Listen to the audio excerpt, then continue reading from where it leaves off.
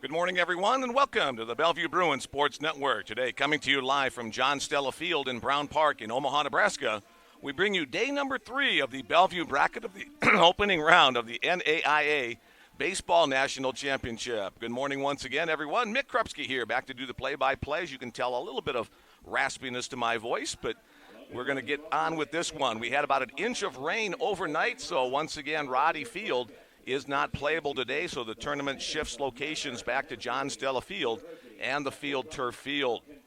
We've got a temperature now in the upper 60s. We expect to get into the mid-70s by the end of the day. Expect the clouds to be with us for most of the day. We hopefully do have a window to get 2 games in today. This 11 o'clock matchup between the number 2 seed, the Mid-American Nazarene Pioneers, taking on the number 3 seed, the Concordia University Bulldogs. This is a matchup from day number 1, won by the Bulldogs by a score of 4-2. This is a loser's bracket game to see who will advance to the 2:30 championship game against Bellevue University, the only team still undefeated in this opening round. The Pioneers, the visiting team today, they're 41-15 overall, a 25-4 record in the Heart of America Athletic Conference. That was good for second place in conference play. The Concordia University Bulldogs will be the home team today. 39-10 their record, 21-7 in the Great Plains Athletic Conference. They tied for the conference championship in the regular season and then won the postseason tournament to advance to the tournament. Let's take a look at the starting lineups for both teams as the 2 head coaches meet at home plate with the 4-man umpiring crew. For the Mid-American Nazarene Pioneers, leading off and playing third base is Randy Fernandez. Batting second and playing first base is Adam Relihan. Batting third, the catcher, Joshua Sandoval. The cleanup hitter for the Pioneers, the center fielder, Duante Freeman. Batting fifth, the designated hitter, Ryan Leo. Batting sixth, the right fielder, Josh Torrance. Batting seventh and playing left field, Jacob Jenkins. Batting eighth and playing second base, Kyle Franklin. And batting ninth, the shortstop, Austin Healy. On the mound this morning for the Pioneers, Easton Garrett. So the pitching depth at this part of the tournament is one of the biggest considerations. We'll see what Easton Garrett can bring to the mound today in his first appearance in this tournament. On the year, Garrett 4-3, a 4.99 earned run average. Let's take a look at the starting lineup for the home team today, the Concordia University Bulldogs. Leading off and playing second base, Jay Adams. Batting second, the designated hitter, Bo Dorman. Batting third, the left fielder, Joey Grabansky. The cleanup hitter is the right fielder, Keaton Kander. Batting fifth and playing first base, Jesse Garcia. Batting sixth, the catcher, Ben Berg. Batting seventh and playing third base, Jacob Falk. Batting eighth and playing center field, Tate Johnson. And batting ninth, the shortstop, Jose Ceballos. On the mound this afternoon for the Bulldogs, Alex Johnson. On the season, there's a couple of Johnsons in the lineup, so we'll make sure we get the correct one here. A 2-0 record on the season, a 2.95 earned run average. Those are the starting lineups for both squads as the teams now come out to their respective foul lines, and we have our national anthem.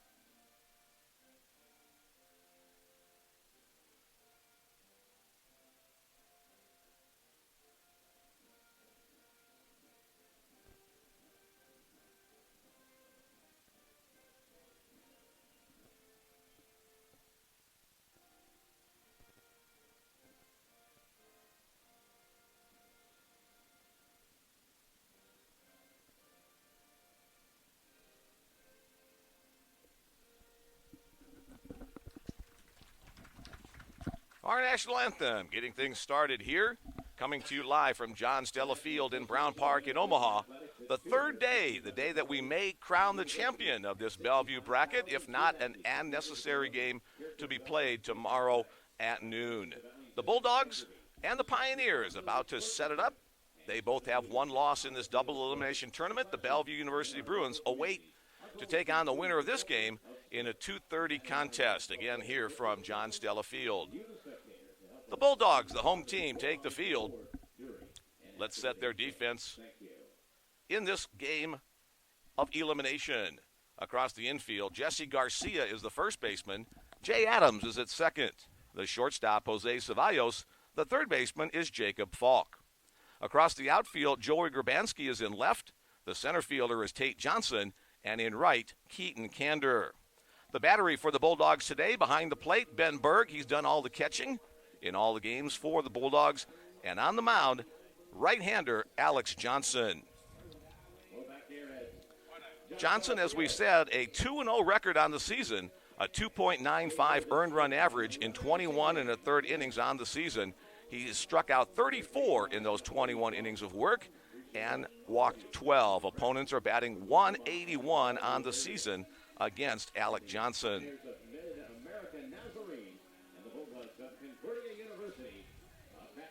Johnson will get his warm-up tosses. We had our last rain shower come through a little over an hour or so ago, just a light, quick shower. We may see one or two of those yet today, but we're hoping we're able to get both games in. The tournament champion has to be crowned by Thursday at the latest in order to get things set up for the Avista NAIA World Series, which takes place beginning May 28th and will conclude on June the 4th in Lewiston, Idaho. Alex Johnson, a 6'6" freshman. The right-handed pitcher hails from Olathe, Kansas, the home, actually, of the Mid-American Nazarene Bulldogs. So he could be playing in his backyard. Instead, he went up the road a little bit to Seward, Nebraska, the home of Concordia University. That's about a 70-mile or so drive away from the Omaha-Bellevue area. All right, let's get ready for some baseball, shall we? Leading off for the Mid-American Nazarene Pioneers, the third baseman, Randy Fernandez. Fernandez moved up to the leadoff spot in yesterday's action, did a nice job there on the season. Fernandez hitting .363 overall.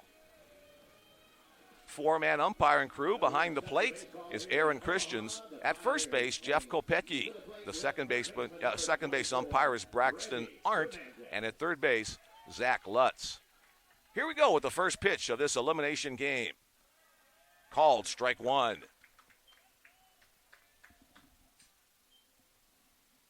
Very little wind. That should not affect the play at all today. Bounce to the plate, 1-1 to count. A humid, overcast day here in the Omaha-Bellevue area.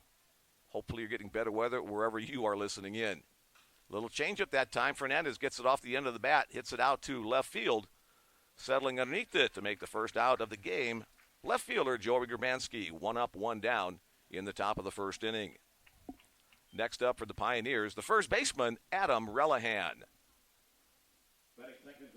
Relihan had a great game number one yesterday as the Pioneers eliminated the St. Xavier Cougars. Had a couple of home runs, 2 home runs, and 4 RBIs in that game. He was on base 4 of the 5 times in the second contest of the day against Science and Arts of Oklahoma. Relihan, .429 hitter on the season, so he's put the ball in play a lot in this 2021 campaign. Pitch away. 2 balls, no strikes to count on Adam Relihan.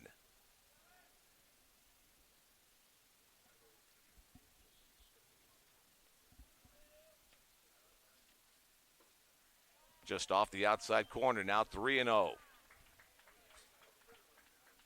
Just underway in this elimination game between the Pioneers and the Bulldogs. 3-0 pitch, taking all the way, and it's low and away.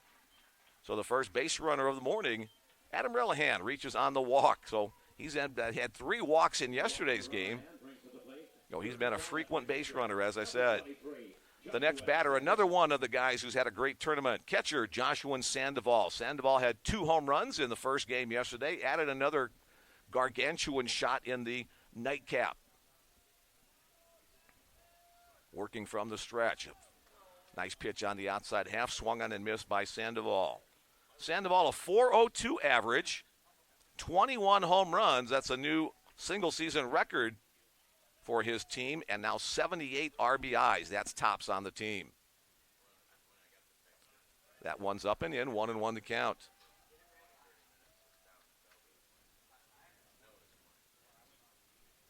Exciting baseball action in yesterday's contests.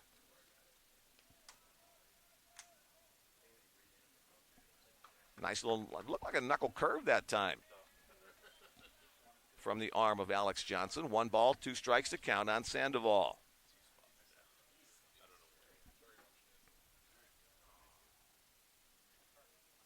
Sandoval settles back in, slightly open batting stance. Trying to work the curveball. Misses the outside corner. Count evens up at 2-2. Relihan, the runner at first, 1 on, 1 out.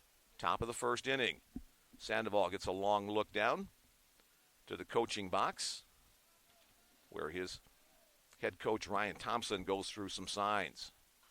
Pop back to the netting.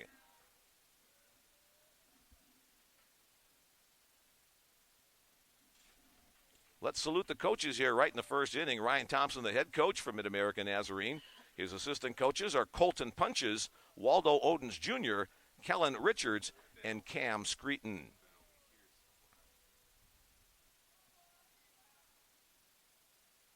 The set, the pitch, foul back to the screen.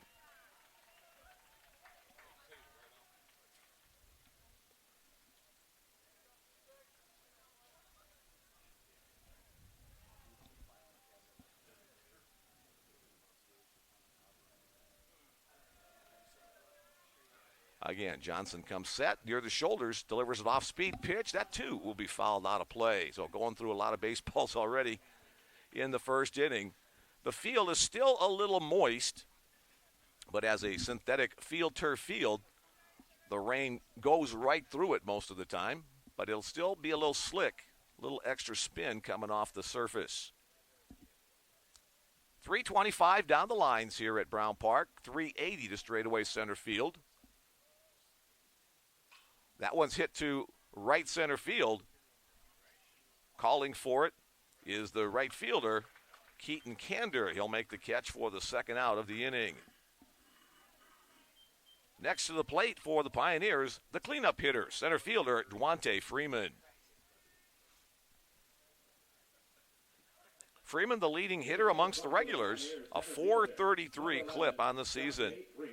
The Pioneer squad comes into this tournament with a .369 batting average. That's tops amongst the 3 teams left in this opening round bracket. Pitch down low, ball 1. A .369 batting average, that's first. A .474 earned run average, that places them third. And a .956 fielding percentage, that also places them third in the 3 teams remaining in this field. The number 1 seed, Science and Arts of Oklahoma, was eliminated yesterday, as was the number 5 seed, St. Xavier University from Chicago.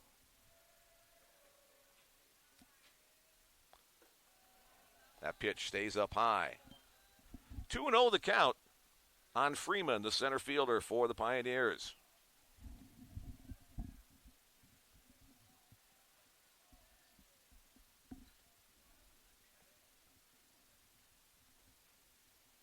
The long hold. That pitch bounced right off the chest protector of catcher Ben Berg. He can't locate it. That's an opportunity for Adam Relihan to scamper down to second base on the wild pitch. 3-0 the count. So Alex Johnson in danger of walking his second hitter of the inning. And now they'll go ahead and just give Freeman the free pass. So the intentional walk puts 2 base runners on for the Pioneers and brings to the plate the 5-hole hitter, designated hitter, Ryan Leo. Leo, another guy with a great batting average, 394 on the season. He has 50 RBIs. The Pioneers are averaging just under 10 runs per game. So Leo awaits the next pitch from Johnson. Again, the set, the look to the runner back to second, a second look, and the start of the delivery. Swung on and missed at the plate. Berg again blocking it up. Keeps it in front. No advance by the base runners. This 2021 season began way back in the month of February. Teams getting over 50 games in between then and now, culminating in the Avista NAIA World Series in Idaho beginning later this month. Johnson looks in and delivers. Breaking ball away. Berg's been active in this first inning.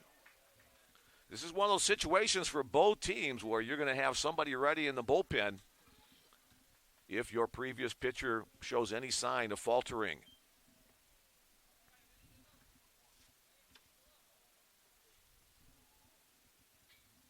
Johnson has thrown just over 21 innings on the season. Another breaking ball, another ball in the dirt, and another block by Ben Berg. We've seen some great catching in this tournament. Every squad has had very solid play by their backstops.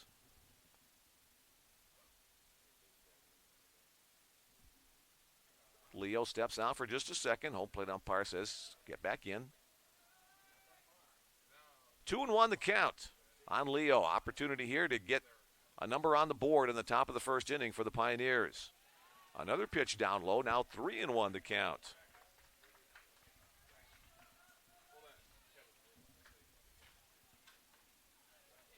Johnson has about a 3-to-1 strikeout to walks ratio. He has walked now 14 in now 22 complete innings of work.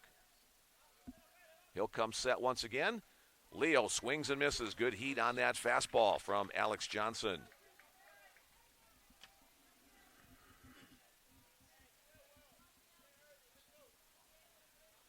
Sky's lightening up just a wee bit.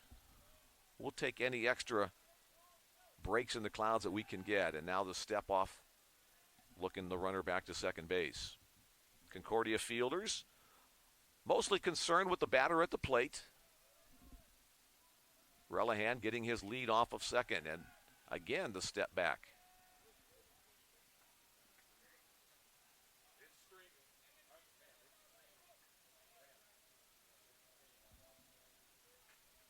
Here we go with the payoff pitch. Bounce to the plate as the runners are on the move. So 3 walks in the inning by starting pitcher Alex Johnson. Relihan advances to third, Freeman to second, Leo to first, and that'll bring to the plate the right fielder, Josh Torrance. Torrance has been the leadoff hitter for the Pioneers most of the season, but he was mired in a slump that he finally broke out of yesterday with a base hit. Torrance has seen his batting average fall, now at .291, still respectable, but a quick visit now to the mound. Concordia head coach Ryan Dupick with his first visit of the game. You get a total of 6 visits, 6 free visits before you have to remove your pitcher at any point after that.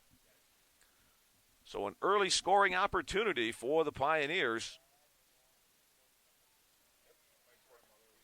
Torrance has 31 RBIs, mostly hitting off the leadoff spot. That's pretty good. Usually not a lot of guys on base in front of you in that position. But a very solid offensive club, so oftentimes the bottom of the order has been getting on base ahead of Torrance. Breaking ball stays up high.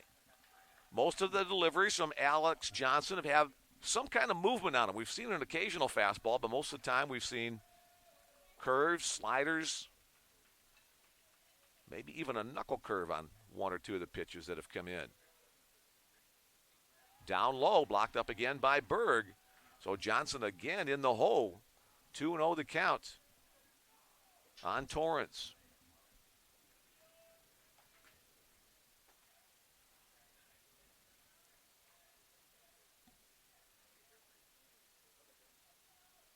Johnson again comes to his set point. Way inside. Nowhere to put him. A 3-0 count with the bases loaded. 2 outs in the inning. So Alex Johnson's going to have to try to come all the way back against Josh Torrance. Torrance will be taking this first pitch, this next pitch for sure, maybe another one. Right down the middle of the plate, there's a called strike one.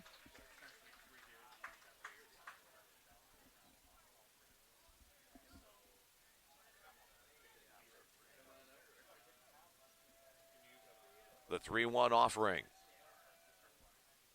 Down low, 4 walks in the inning by pitcher Alex Johnson. That'll be an RBI bases loaded walk for Josh Torrance. Adam Relihan comes across the plate with the first run of the morning. The Pioneers won in the top of the first inning. Freeman advancing to third, Leo to second. And Jacob Jenkins now steps to the plate, the left-handed batter.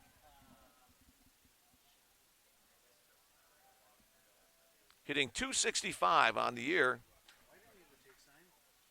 Strike one on the first offering from Johnson.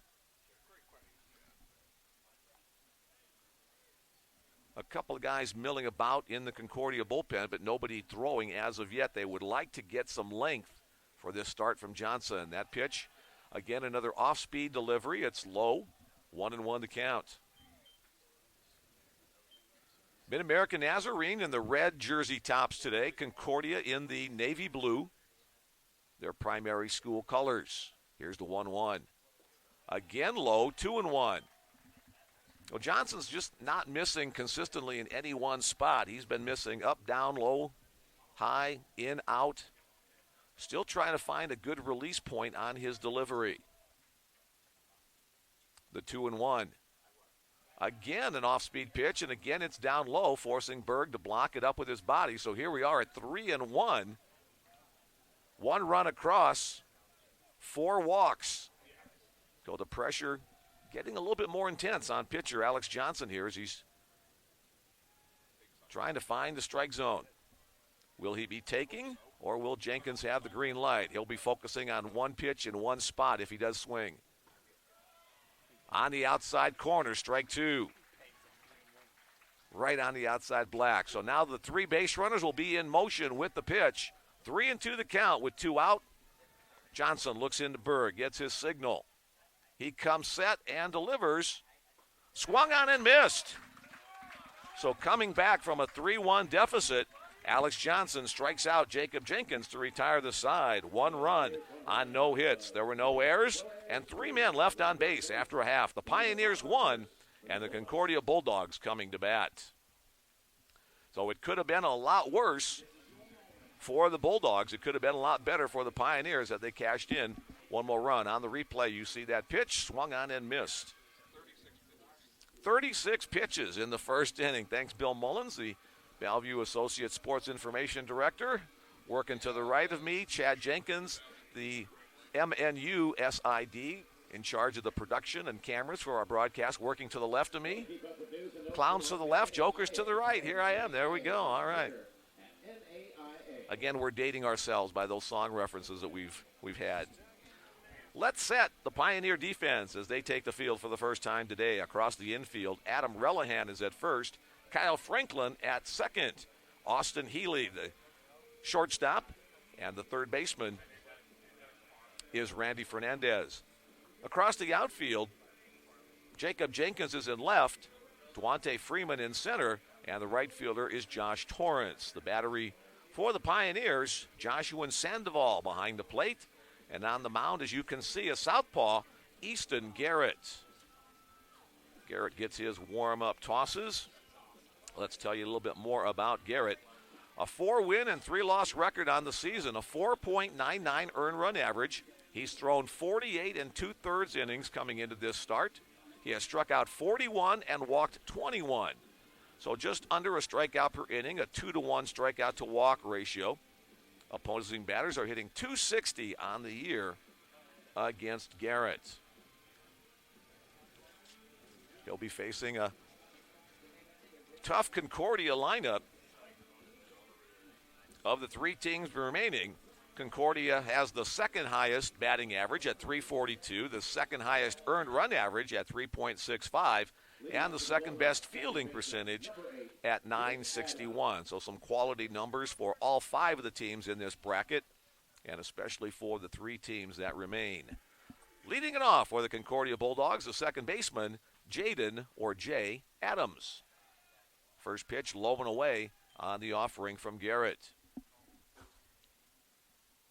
Thanks again for joining us today on the Bellevue Bruins Sports Network, bringing you all the games of this bracket. It's been a lot of fun. 2-0 now the count.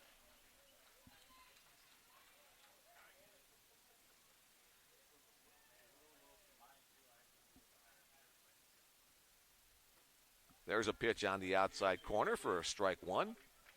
Looked like Adams was taking all the way there. The job of a leadoff man, obviously, to get on board. Adams, the leading hitter for Concordia, 404 on the season. The count goes full.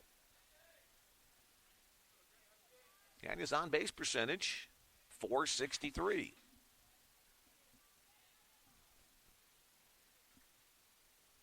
Here's the windup and the full count delivery. That's wide and low. Two. Now it's full. And the home plate umpire being very strict about not allowing batters to step out between pitches. Behind the plate today, Aaron Christians. He's a stickler for the rule book. That one's hit hard to left field. And a little confusion out there for the left fielder. Didn't know which way to go, and it'll be a ground rule double for Jay Adams.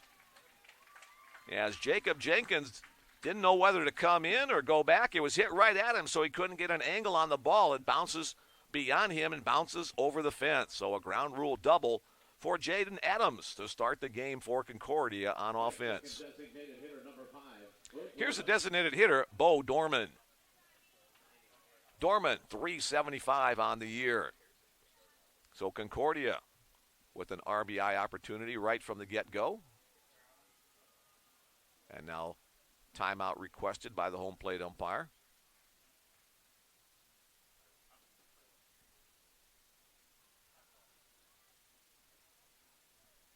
The Pioneers got their one run in the top of the inning without a hit. 4 walks accounted for that.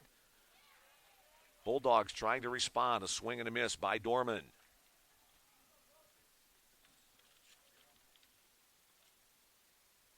Dorman had a good game yesterday against the Bellevue Bruins. He was 3 for 4 in that contest, won by the Bruins to have the advantage of staying in the winner's bracket. That pitch, a called strike. 0-2. Upper outer quadrant of the strike zone. Dorman behind in the count as Easton Garrett looks in. Fastball sails up high.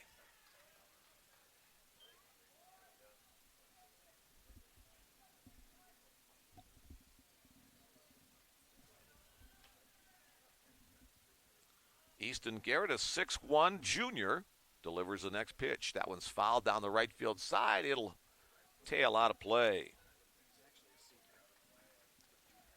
All right. Chad just tells me he's a senior, not a junior, so we'll correct that in the program and in our broadcast. He's from Olathe, so a battle between Olathe natives on the mound here.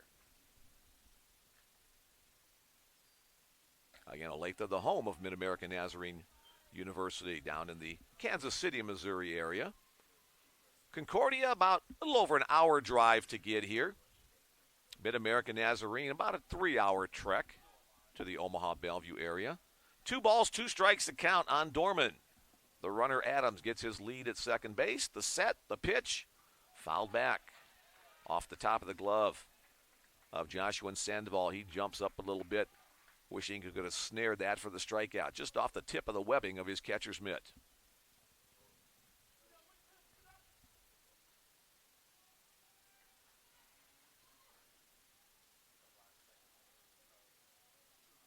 Wednesday morning baseball coming your way on the Bellevue Bruins Sports Network. Here's the next pitch.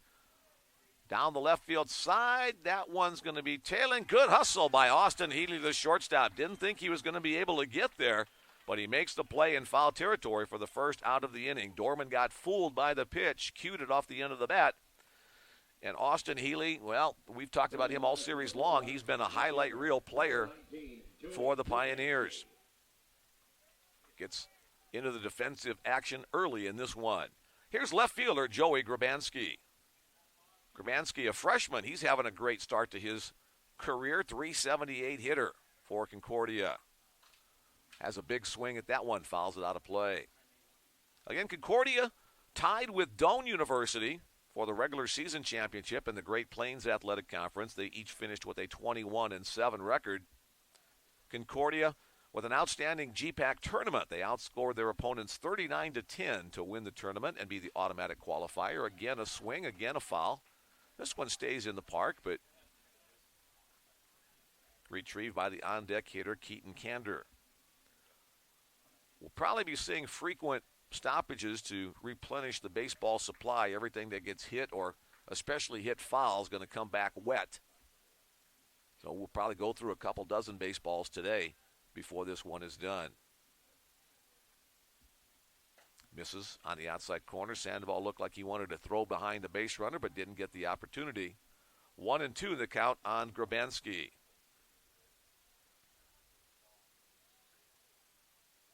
The Great Plains Athletic Conference published their all-conference team yesterday. We'll try to get those names to you as Grabanski cues it off the end of the bat. The right fielder coming on, tries to use the decoy. That will hold up the runner at second, but it'll fall in for a base hit for Joey Grabanski. Nice job out there by right fielder Josh Torrance. Adams couldn't go immediately as it looked like Torrance might be able to make the play. He instead gets it on the hop. And Concordia has something going in their half of the first inning. Runners at the corners and one away. And cleanup hitter, right fielder Keaton Kander steps to the plate. Kander, another impressive batting average, .368 for him, 42 RBI. And he's in an RBI situation here if he can connect. Pioneer defense, I would say double play depth, but shortstop Austin Healing is playing way around to pull. Breaking ball, chop foul out of play. Second baseman Kyle Franklin is relatively close to the second base bag, so they're expecting Kander to try to pull. A ground ball might give them an opportunity. Something to the outfield would give Concordia an opportunity to plate their first run of the game. Low and in, blocked up by the catcher Sandoval. Dee, here comes the sun. We hope it comes on a regular basis today, but the forecast is for off and on showers. Maybe some heavier rain later on today. Stay away. Peak of sunshine right now, though. Here's the delivery from Garrett. Swung on and missed. 1 ball, 2 strikes to count on the Bulldog cleanup hitter.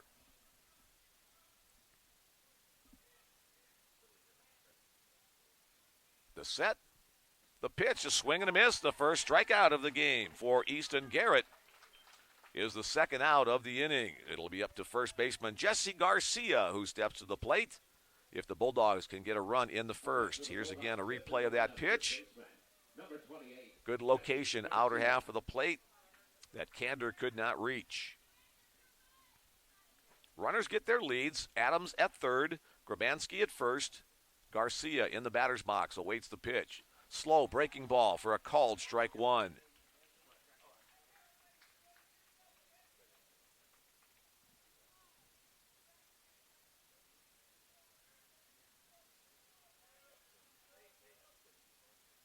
Lined hard, that's going to get through into the gap in left center field. Adams comes across for the first run. Grabanski around second on his way to third, and it'll be a stand-up RBI double by Jesse Garcia as he delivers the first run of the game for the Concordia Bulldogs. We are tied at 1-1. Nice piece of hitting, solidly hit over the head of the shortstop. And the inning continues. Still 2 runners in scoring position. There's that nice swing. And into the gap for the double. Here's catcher Ben Berg.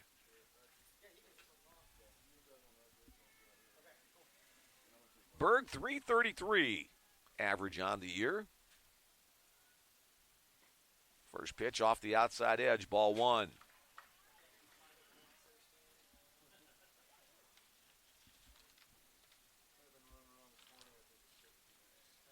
Berg had a good game number one in this tournament. He was 3 for 4, had a home run and 3 RBIs.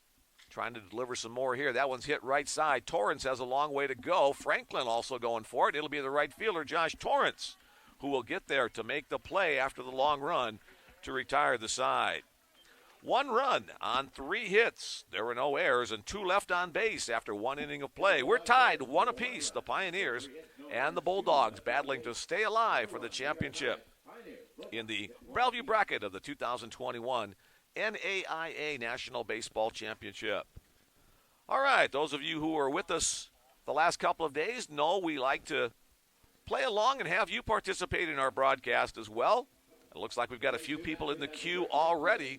Let me give you the text message number, and then we'll go and hit those texts. If you would like to join us, the number is 402-515-7654. Can't take any phone calls, but if you'd like to send a text message, be happy to read those out. Again, 402-515-7654. First in the queue today, go Bulldogs, go Ben, Joey, and Caden Bogarski. That's Grandma and Grandpa Farmer listening in Bangor, Michigan. Get those bats going, hits and runs. We heard from you guys yesterday as well from the wonderful state of Michigan. Thanks for following along again today. Our first MNU text of the day, go Pioneers. Proud to be an MNU baseball alum. That's Ben Allison listening in Adel, Iowa. That's not too far away.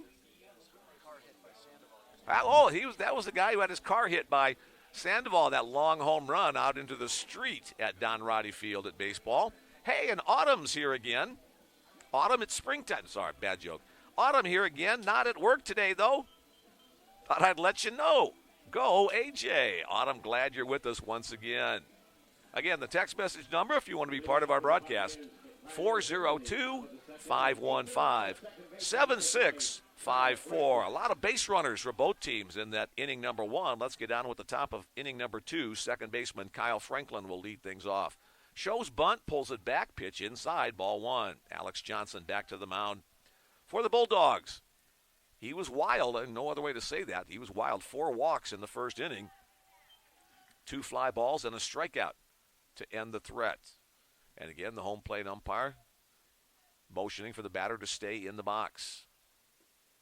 Down low. So Johnson still having difficulty. Not sure if it's his landing spot with his lead leg or his release point or a combination of things, but he's just kind of been all over the place. 36 pitches in the first inning.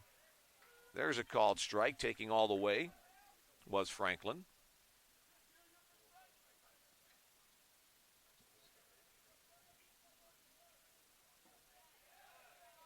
Down low, ball 4. So the walk parade continues for the Pioneers. That's the 5th walk of the game. And again, nobody throwing in the Concordia bullpen. Yeah, there's about a half a dozen guys down there moving around, stretching, doing things. The next batter, the 9-hole hitter, the shortstop, Austin Healy. Can't think of a better 9-hole hitter with an average, at least I've come across this season. There's a fastball for a called strike 1. Austin Healy hitting .393. Not a big-bodied guy, but he showed power yesterday. Had a home run, a 2-run home run, in fact, in the win over Science and Arts of Oklahoma. Breaking ball wide, knocked down by Berg. Nice movement to his right. Slugging percentage, .713. When are you going to see a slugging percentage from a 9-hole hitter like that? Popped up. That's going to get to center field, but it's definitely going to stay in the park. Out there, Tate Johnson looks it in. It comes down. He catches it for the first out of the inning. 1 on, 1 out. Back to the top of the order in the second inning. Here's Randy Fernandez. He flew out to left field his first time up.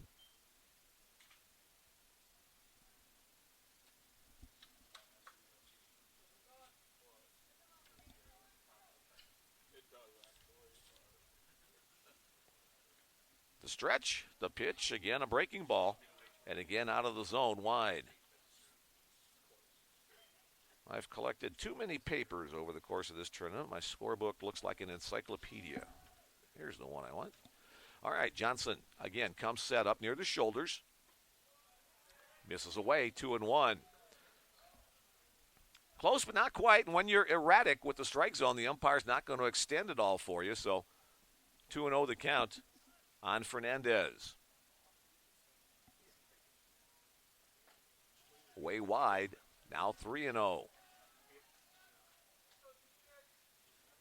A battle between the number 2 seed and the number 3 seed to take on the number 4 seed for the championship. On the outside corner, got the call that time, now 3-1.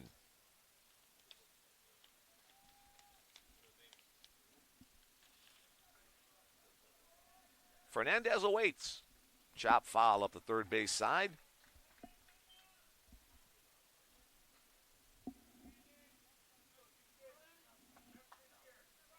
Let's see if the base runner, Kyle Franklin, might be going. 3-2 pitch, but just one out. He is not. He holds, and now he'll be on the move as that's another ball four. The 6th walk in 10 batters faced by Alex Johnson. Yeah, still has a no-hitter going, but there have been now 6 base runners on. Here's Adam Relihan, the left-handed batter to the first baseman. He walked and scored the first run of the game for the Pioneers in the top of the first inning. So we've had 3 fly balls, 1 strikeout, and now 6 walks in the game.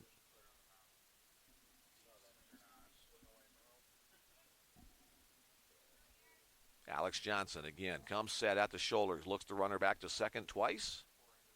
Now focuses home. His pitch low, ball 1. Again, the variety of off-speed pitches coming from Johnson. Another curveball that time. And now we see a right-hander get up in the Concordia bullpen. Down low once again, 2-0.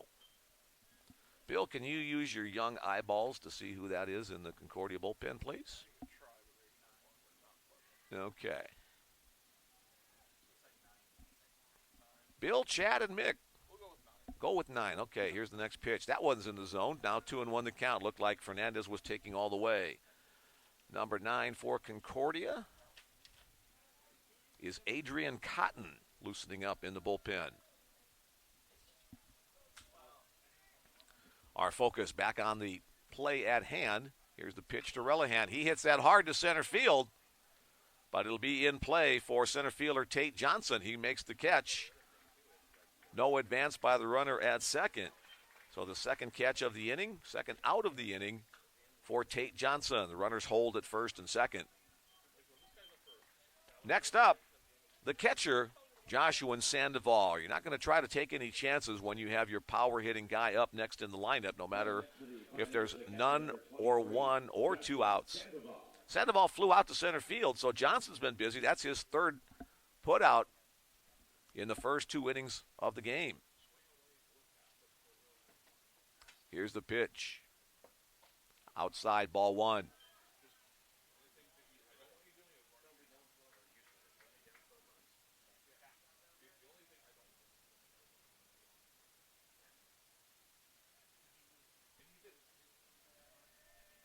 Berg, the catcher, awaits the next pitch. Swung on and chopped foul at the plate. 1 ball, 1 strike to count on Sandoval.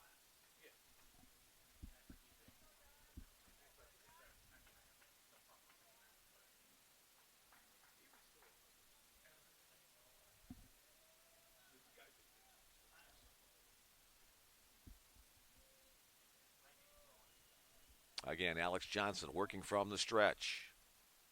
Breaking ball in the zone for a called strike 2, 1-2.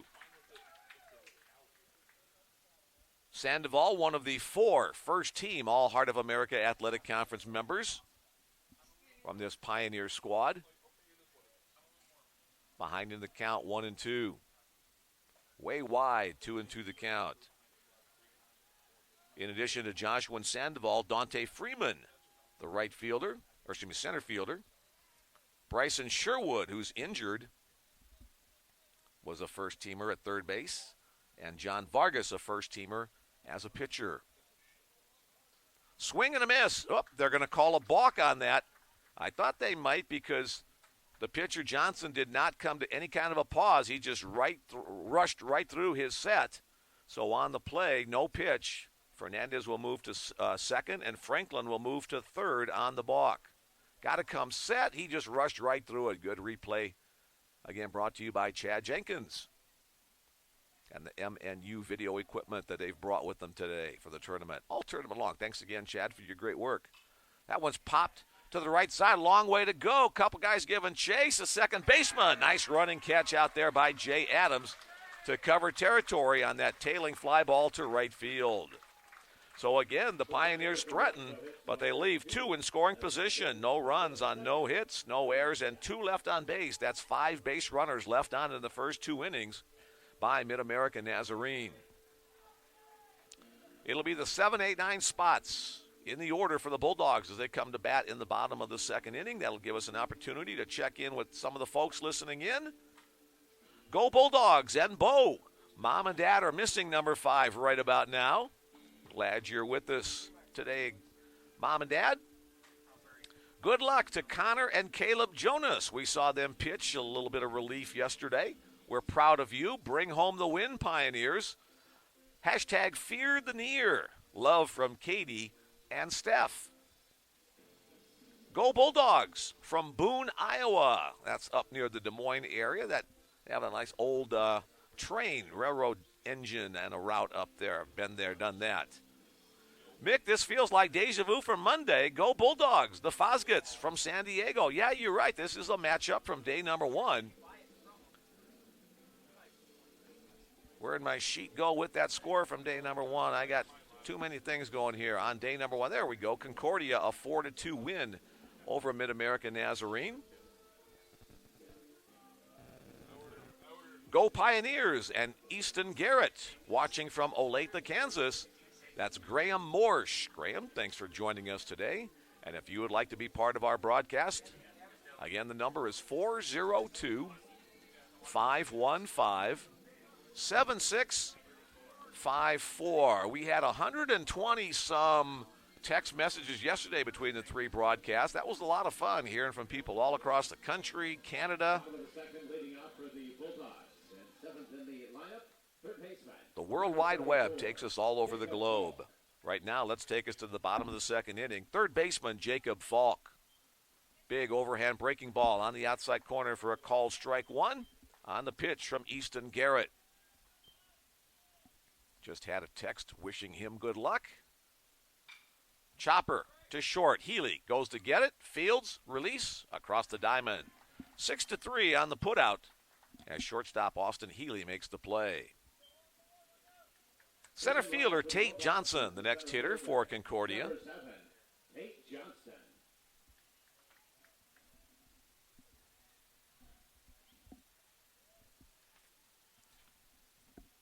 Garrett looks in, gets the signal. On the black, called strike 1. Garrett holds that glove right up in front of his face. Takes something off on that breaking ball, but it stays up high.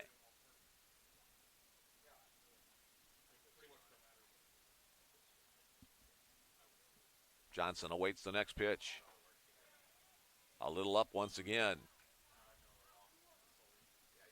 3 different players named Johnson on the Concordia roster. In addition to Tate, there is Caden Johnson and Alex Johnson. Pop to the left field side. It's going to be a little bit of a run for the left fielder out there, but he'll have plenty of room to make the play. Jacob Jenkins hauls it in for the second out of the inning.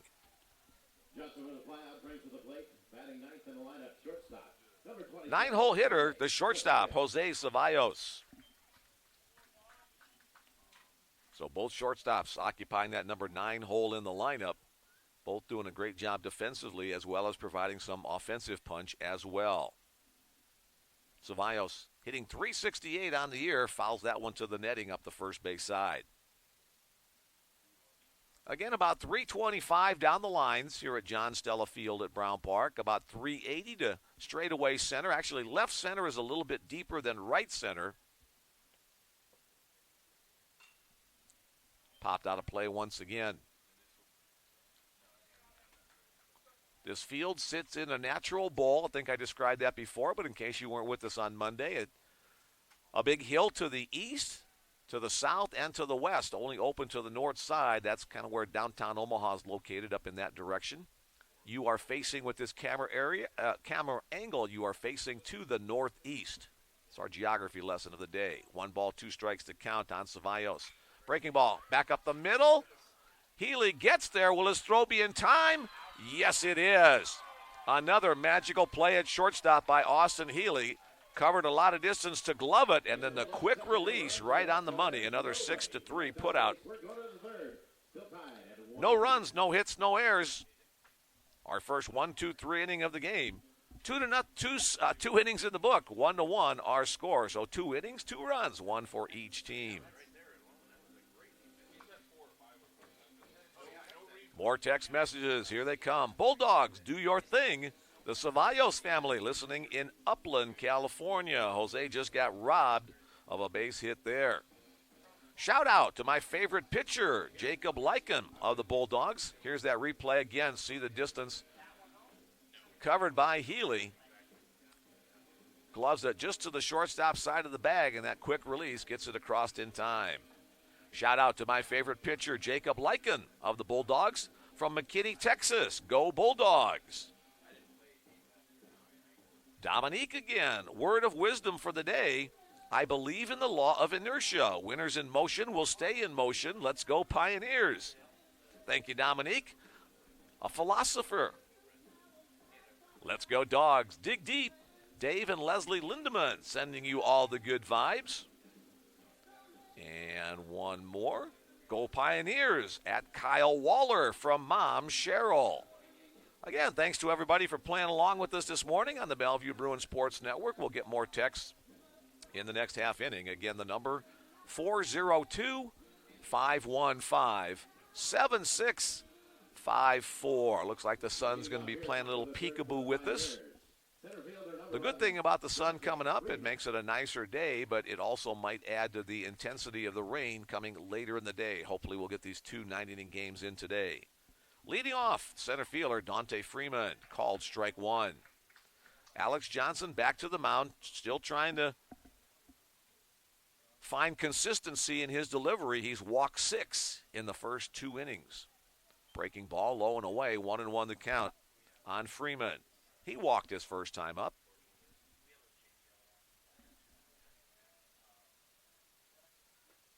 Tries to check his swing, but can't get it done on that one. Freeman, one of those first-team all-conference players we mentioned earlier. Freeman, Sandoval, Sherwood, and Vargas. A couple of second-team honorees as well. We'll give those to you after this pitch. Chopper through the middle. Flagged down there by Ceballos. His throw to first base is not in time, in an awkward collision at first base. Trying to get down the line. Freeman collided with Jesse Garcia.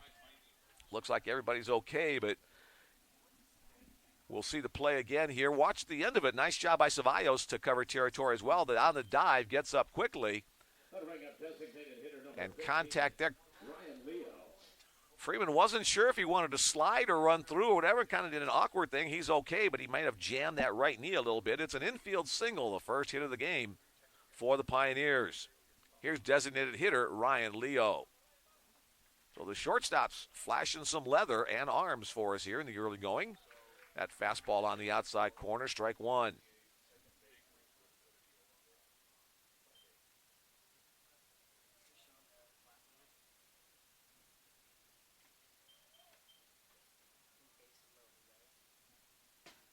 Throw to first base. Freeman back easily on the dive. Those second-team all-conference members, Randy Fernandez, Austin Healy, Ryan Leo, Adam Relihan, and Kyle Waller. So congrats to those 9 Pioneer players who earned honors for their work in the regular season. That one misses way away, 1-1 to count.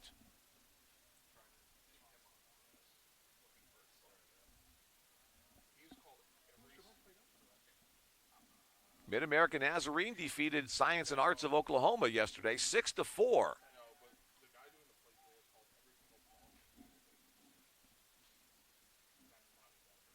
Their second win of the day yesterday after defeating St. Xavier University 9-3 in the opening game.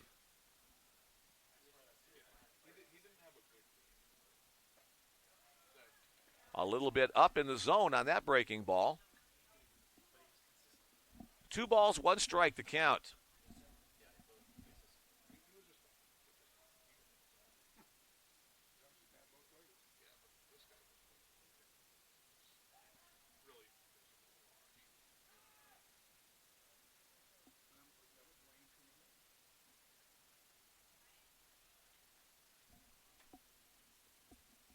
Count remains at 2-1 as Dante Freeman gets his lead off of first base.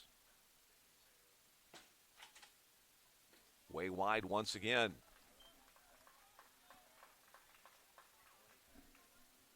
We saw action a little earlier in the bullpen. Nobody throwing right now for the Bulldogs,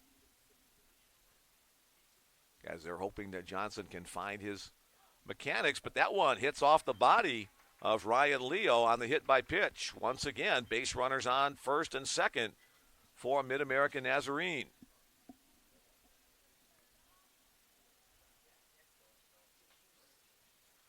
Eight guys on base for the Pioneers thus far. We're just in the top of the third inning.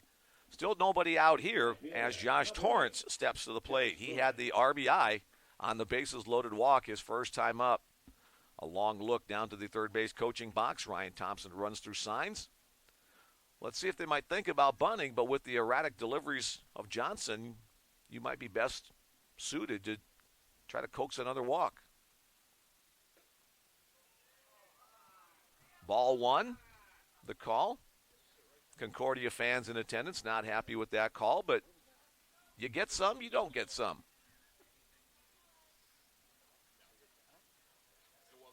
Umpires were not happy with me when I met to get their names before the game. They weren't happy. We'll just leave it at that. I thought I was pretty good at describing what happened yesterday evening, but they didn't agree, which is their right, as was mine, to disagree. Here's now the 2-0 pitch. Torrance will probably be taking all the way, and it's now 3-0.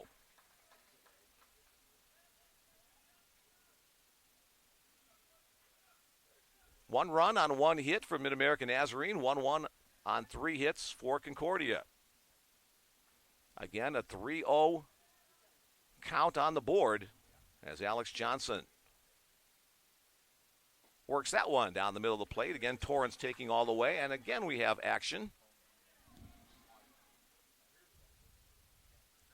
Adrian Cotton back up and throwing in the Concordia bullpen.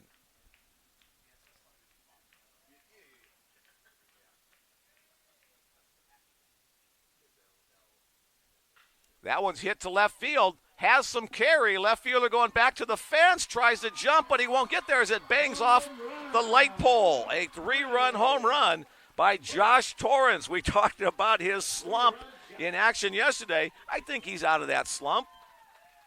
A 3-run home run by Josh Torrance as that pitch had to come right down the middle of the plate. He turned it around, and now our score is 4-1. We'll have that replay coming up in just a moment, as the Pioneers cash in a big 3 in this third inning. Here it is, right down the heart of the play. Torrance put everything he had into that one, got the hips out in front. The second hit of the day delivers 3 runs. A visit to the mound by Ryan Dupek, and he'll signal to the bullpen, and the day is done for starting pitcher Alex Johnson. He gives up the 4 runs on only 2 hits, but the biggest bugaboo was 6 walks and 1 hit batter. All right, coming in from the bullpen, Adrian Cotton, a 6'4" junior right-hander from Gretna, Nebraska. That's one of the southwestern suburbs of Omaha. So he'll come on to try to stop the bleeding for Concordia. Let's find out a little bit more about Adrian Cotton? An 0-2 record on the year, a 4.22 earned run average. He's only thrown 10 2/3 innings on the season.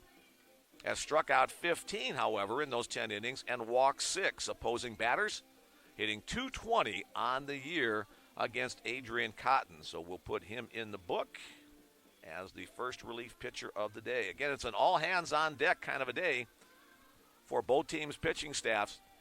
This is the third game of the tournament for Concordia, the fourth game for Mid-American Nazarene. So you may have to use some people in a pitching situation they may not be used to. Some of the starters might have to come back to throw an inning or two on short rest.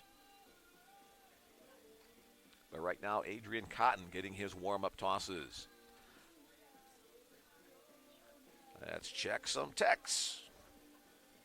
Taking in some good baseball again this morning, watching my favorite player, Jaden Adams. Go Bulldogs! Grandma Meyer watching from Johnson, Nebraska. That's down in the southeast part of the state. Glad you're along today. Go Bulldogs! Go Jay Adams from Susan Held, or Heald, Heald. Shout out to my king, Alex Johnson from Olathe, Kansas. We've got royalty on the field, huh? Keep chipping, boys. Sco Dogs. The Martin family from Parker, Colorado. You guys were with us yesterday. I remember the Sco Dogs. All right, let's get back to the action. The first batter that Adrian Cotton will face is left fielder Jacob Jenkins. Jenkins struck out his first time up. The only strikeout of the day for Alex Johnson. That first pitch goes through the wickets of the catcher, back to the screen, ball one.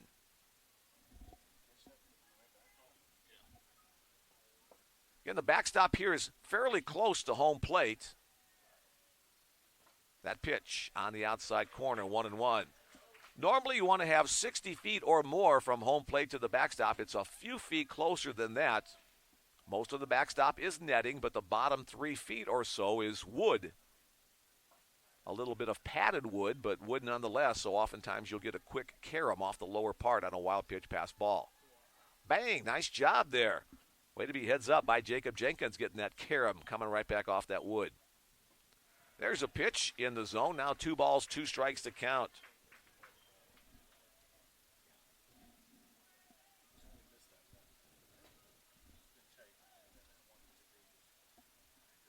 Adrian Cotton, first batter he faces, he strikes out, swing and a miss. So the first out of the third inning coming after a 3-run home run by Josh Torrance. Next up, second baseman Kyle Franklin. Franklin, one of the guys who walked, advanced as far as third on the balk his first time on offense. Missed away, ball one. Several members of the Concordia squad earned Great Plains Athletic Conference honors for their work in the regular season. We'll get to those in a little bit next time they come up to bat. Pitch inside. 2-0 the count on Franklin.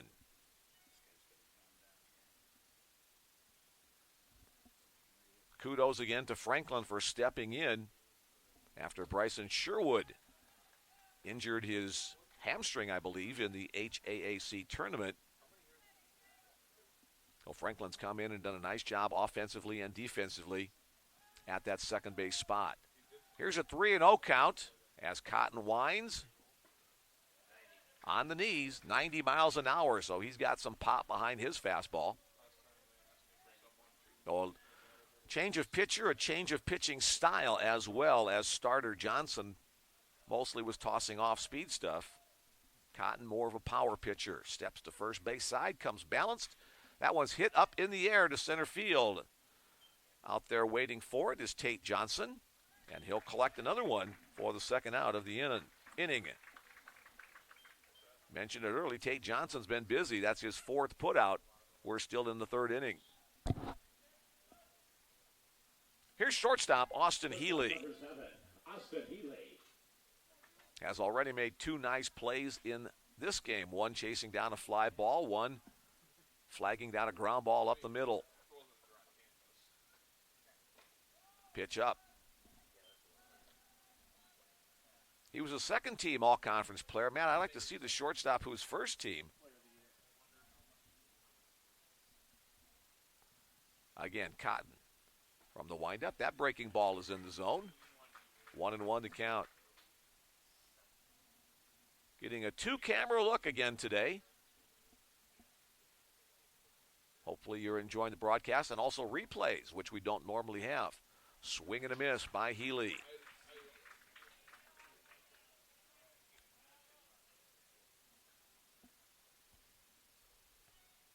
That front foot, a little ankle guard to protect him from foul balls that go right down. Fastball chopped down the right field side. That'll tail out of play over the bullpen on that side of the field.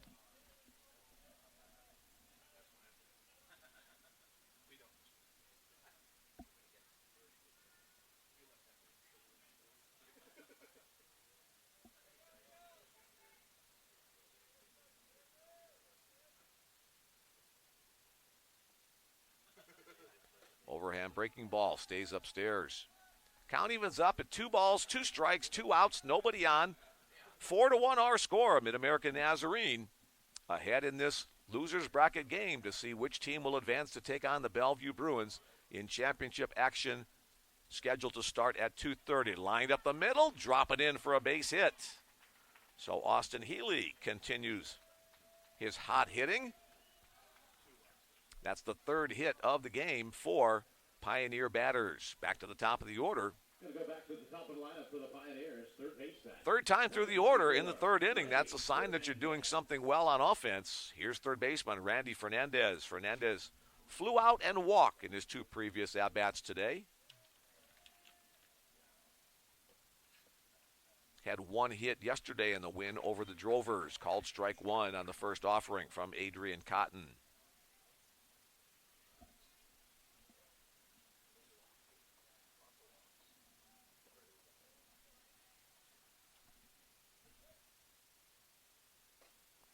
Chases a high slider.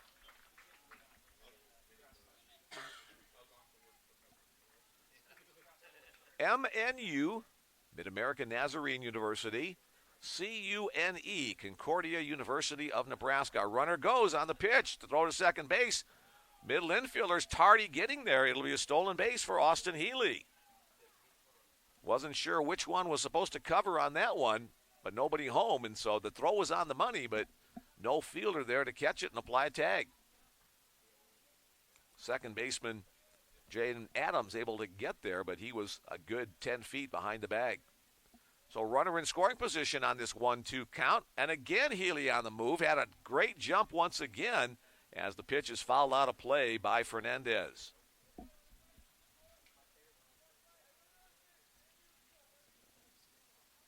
th stolen base of the year for Healy. 20 out of 24. That's a pretty darn good percentage. Cotton will pay a little bit more attention to him this time. Adams trying to hold him a little closer. But that opens up the gap right side. Hit on the line, but coming on to make the play. A good read out there by right fielder Keaton Kander to take away a base hit to retire the side. 3 runs on 3 hits. There were no errors and 1 left on base. The big blast of the inning, the 3-run home run by Josh Torrance.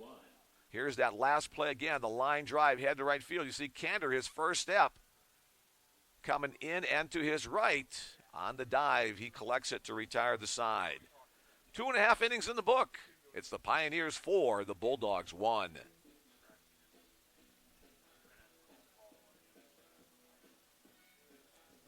Go Dogs, go Jaden Adams. Grandparents of Jaden watching from Lincoln. Glad you're aboard with us.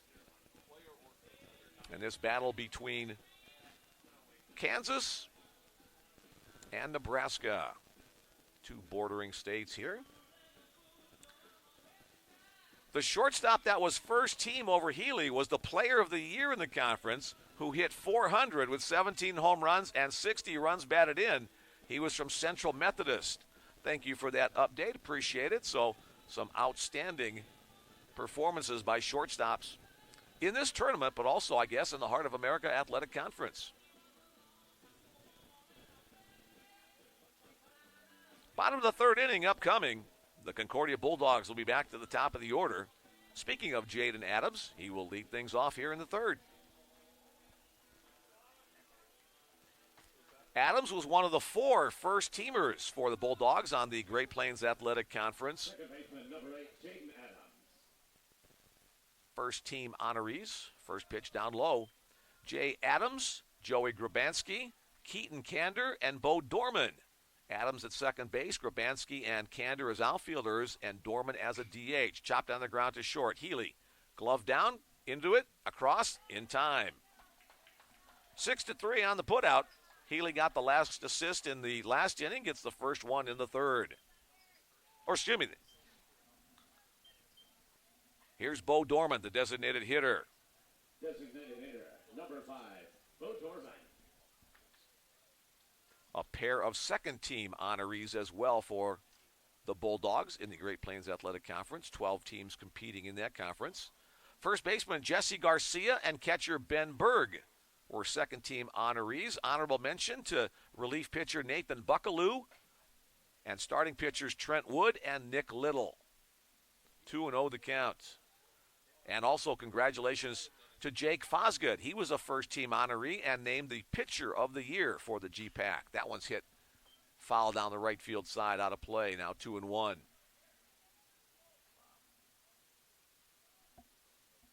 Dorman popped up his first time today.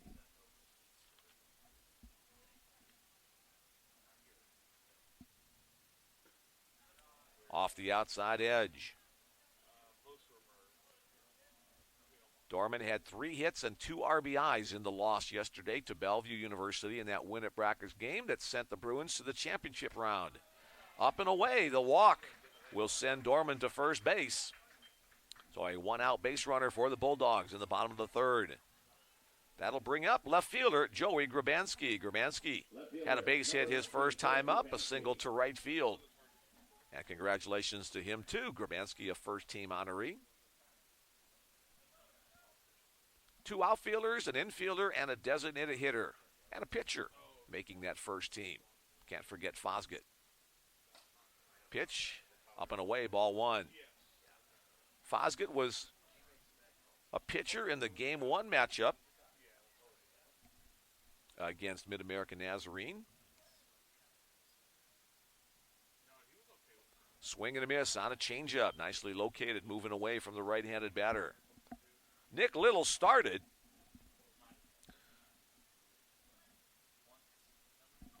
Went 2 2/3 innings before giving way to Fosgood. And then Nathan Buckaloo came on for the save. That pitch misses. 2-1 the count.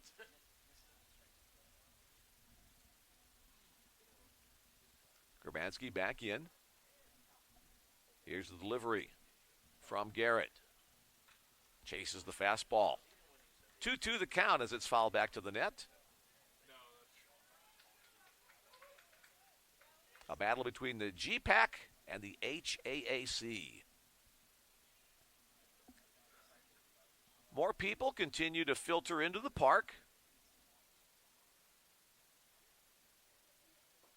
Holds up his... Oh, the umpire says he did not hold up. And the strikeout is the second out of the inning. Grabansky not excited with that call. Now 2 away. Dorman, the runner, still at first. And right fielder Keaton Kander steps to the plate. Right fielder, number 14, Keaton Kander. Here's the replay of that. And yeah, that frustration with the slamming of the bat on the spike by Grabansky. Foul out of play on the first pitch to Kander.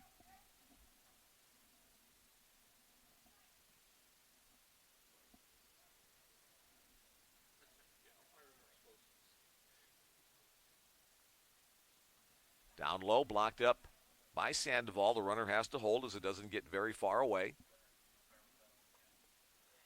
Both teams have 3 hits thus far, but the Pioneers lead it by 3.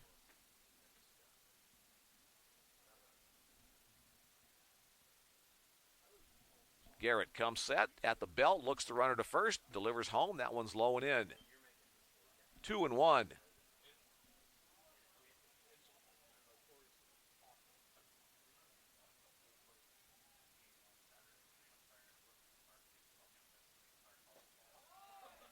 Sailing away, now 3-1. We're in the bottom of the third inning. Pioneers lead the Bulldogs by a score of 4-1. 1 on and 2 out as Keaton Kander will look for a pitch in a spot he likes to swing. There it is. Chops up the third base side, however. Fielded over there by Fernandez. His throw is in time across the diamond. A 5-3 put out on the play. No runs on no hits. There were no errors and one man left on base with the walk. 3 innings in the book. We're 1/3 of the way done with this one. 4-1 our score. Mid-American Nazarene on top.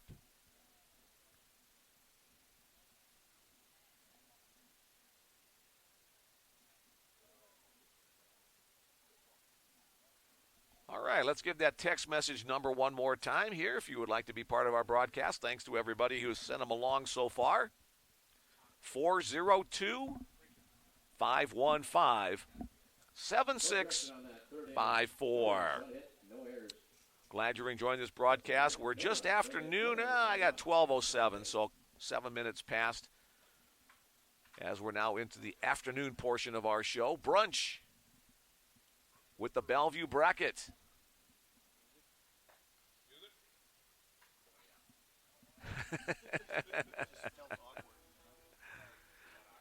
There's a little background music for us here. Thanks again to Ray Quinn for his great work on the public address system.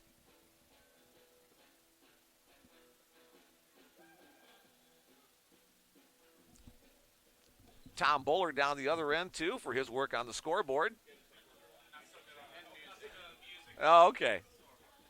A little slow on the trigger there at the music this time, so we'll keep Tom humble. Bill Mullins alongside from Bellevue University. He's doing the live stats, the official score. And Chad Jenkins running the board, producing our broadcast coming your way today. All right, everybody here back to work. As we get to the top of the fourth inning, it'll be first baseman Adam Relihan stepping to the plate. Relihan scored the first one of the game his first time up after reaching on a walk. Hits the ball hard to left field, coming on the left fielder. Off the glove, the heel of the glove of the left fielder. Relihan trying to cash his way to second base. The throw is a little bit off the line. And Adam Relihan's line drive leads off the inning. Base hit. Let's give him a double. Left fielder Joey Grabanski was coming on hard to try to make the play, but it hit off the heel of his glove, so a little extra effort. He couldn't come up with it, so we'll give a double. Can't really see it there because the pole's in the way, but take our word for it. It was a good effort, but a double for Relihan to lead off the inning. Here's catcher Joshua Sandoval.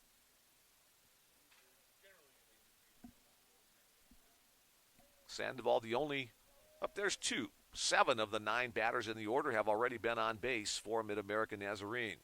Breaking ball, swing, chops it foul to the on-deck hitter Dante Freeman.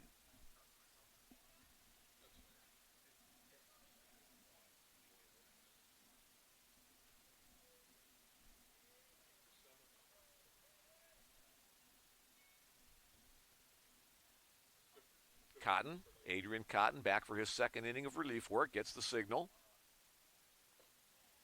Down low, 1-1 to count. Again, catchers giving multiple signs with a runner at second base to try to disguise them from relaying back to the batter. Sandoval waiting while Cotton and Berg try to communicate. There's a little nod from Cotton, and he comes set at the shoulders. On the outer half, called strike 2. 1 ball, 2 strikes to count on Joshua Sandoval.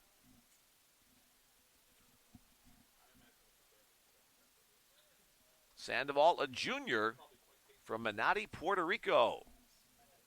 Manatee, thank you. Down low, evens the count at 2-2. A couple of guys from Puerto Rico on the roster for the Pioneers.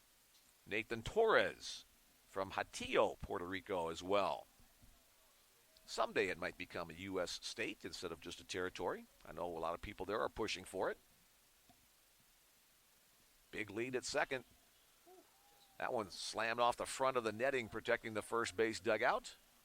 All of his teammates glad that netting is there. This field underwent a big renovation about 8 to 10 years or so ago. It was a natural turf field. Field turf was applied. The fences were moved around. This press box building was built. Kudos to John Stella and his crew associated with Omaha South High School for their work in getting this facility updated. It's been here for over 100 years. Baseball's been played down here in Farmer Brown's cow pasture. Down the right field side, a great piece of hitting by Sandoval. He just reaches out and slaps it down into the corner. Around third and heading for home comes Relihan, an RBI double by Joshua Sandoval. His first hit of the game, and add one more run to the lead for Mid-American Nazarene. Now 5-1 our score. Courtesy runner coming into the game for the Pioneers is number 17, Will Morris. Number 17, Will Morris on for the courtesy run. You can hear the Pioneer dugout cheering as Sandoval heads back into the dugout. And it is a true dugout. It's down about 3 feet or so from field level. Next batter for the Pioneers, the center fielder, Dante Freeman. Freeman had a single his last at-bat, a walk his first time up. Breaking ball for a called strike one, so add another RBI to the totals for Joshua Sandoval. That takes him to 79 tops on his team. Freeman not far behind with 74. He's at the plate right now looking to cash in the courtesy runner. Cotton delivers. That one's fouled out of play, right field side. Up near W Street. If you're in the area and you want to see some good baseball, Brown Park Baseball Field is located at about 17th and U Street. U Street on the north side of the facility, W Street on the south. Also the home for Omaha South High School, the Packers.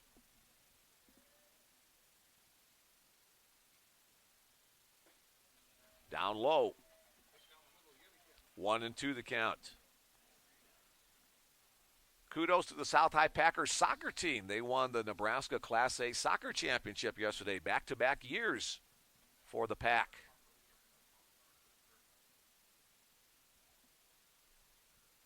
Cotton comes set, looks the runner back. Here's the delivery. That one's hit in the left center field for a base hit. Here comes Morris around third. He will score easily without a throw. So Will Morris flashing some speed. And Dante Freeman with another RBI for his season totals. And another run on the board. Now 6-1. The Pioneers pulling away from the Bulldogs. Still a lot of baseball yet to go. We're just in the top of the fourth inning to determine which team will take on Bellevue University in the championship game scheduled to start at 2:30. And if Bellevue loses, there will be one additional championship game as the Bruins are still undefeated in this double elimination tournament. Next batter, Ryan Leo, the DH, fouls the first pitch out of play on a breaking ball. One of the nice things about this park is that since it's in a bowl, most of the foul balls will hit up on the hill and roll back down. But occasionally you have to go stomping through the weeds and the bushes to go find them. I acquired all kinds of baseballs when I was a kid for teams who couldn't find their baseballs. 1-1 the count. Again, a trip down memory lane. Thanks for listening. Runner gets his lead at first. Now he'll be diving back to the bag. Freeman does have 9 steals on the season, so he could be a threat to run. Foul back to the screen. 1-2 on Leo. Leo walked his first time up, was hit by a pitch the second time up, and scored in the third inning. 1 run in the first, 3 runs in the third, now 2 runs here in the fourth. Still nobody out. Swing and a miss until now as Leo goes down swinging for the first out of the inning. Next up, the right fielder, Josh Torrance. Torrance is breaking out of his slump with that big 3-run home run. His last time up, it banged off the light pole in left center field, about 20 feet above the fence. About a 6-foot-high fence ringing the outfield at Stella Field. And again, in case you weren't here for our first day, John Stella was a local kid who played at Omaha South High School, then Omaha University, was drafted by the San Francisco Giants, played several years in their organization before returning to help coach his alma mater, Omaha South High School. And John's a frequent visitor to the ballpark, too. I don't see him hanging around yet today, but maybe he's sleeping in or enjoying lunch somewhere.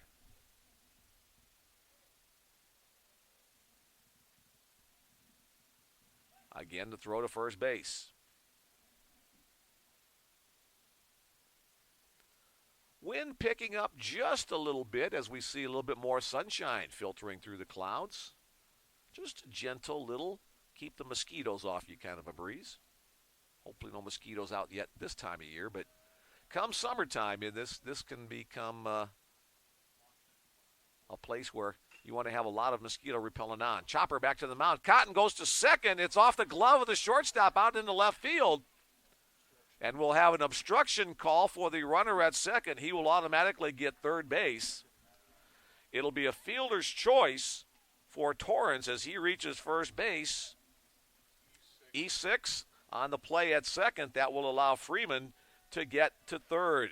A throw that should have been handled. It went off the glove of the shortstop, Jose Ceballos.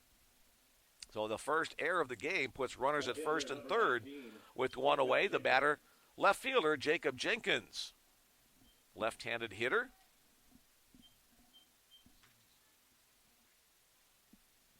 Pretty good speed on the base paths for the Pioneers. That pitch on the outside corner. And again, the home plate umpire, Aaron Christians, he's really a stickler for the rules, telling people stay in the batter's box.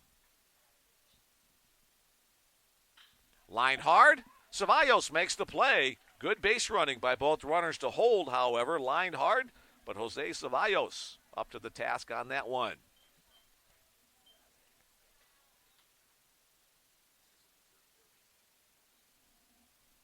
And a warning to the bench over on Mid-America's side. I'm trying to be good. I'm trying not to say anything, but sometimes when you follow the rule book to the letter of the law, you get yourself in trouble as an umpire. That's all I'm going to say. It doesn't look like anybody's being ejected, but Aaron Christian's writing something down in his book. We had a few words in the umpires building before the game today, so I'm not going to say any more.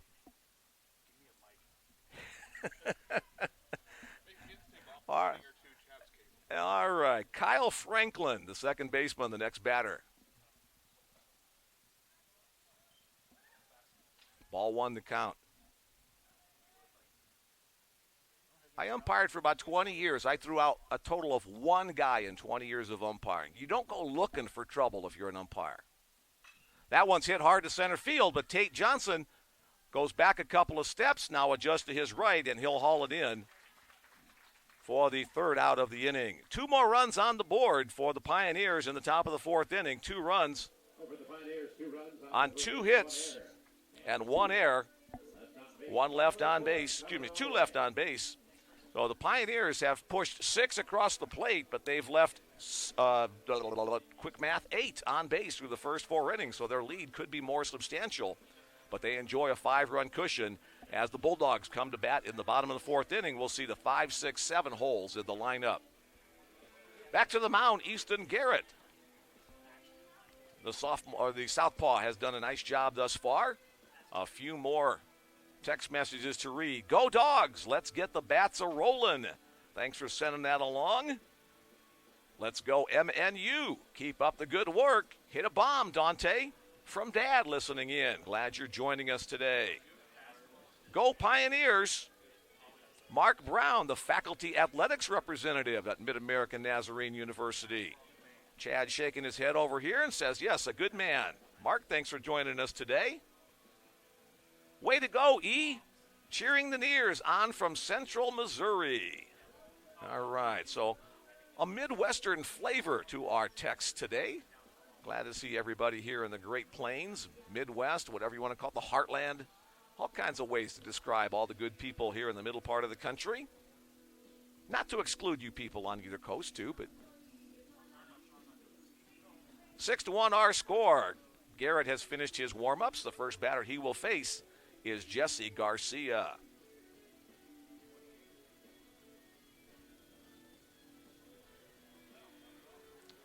Garcia with the RBI double in the first inning. Got the Bulldogs on the board. That's their first run of the game so far. 1 run on 3 hits for Concordia. 6 runs on 6 hits for Mid-American Nazarene. First pitch from Easton Garrett off the outside edge, ball 1.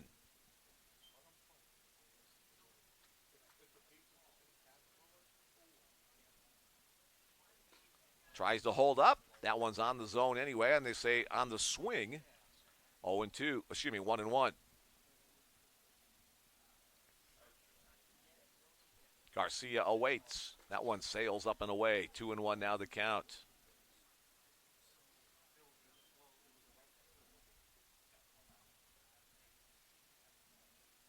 Garcia hitting .345 coming into today's action.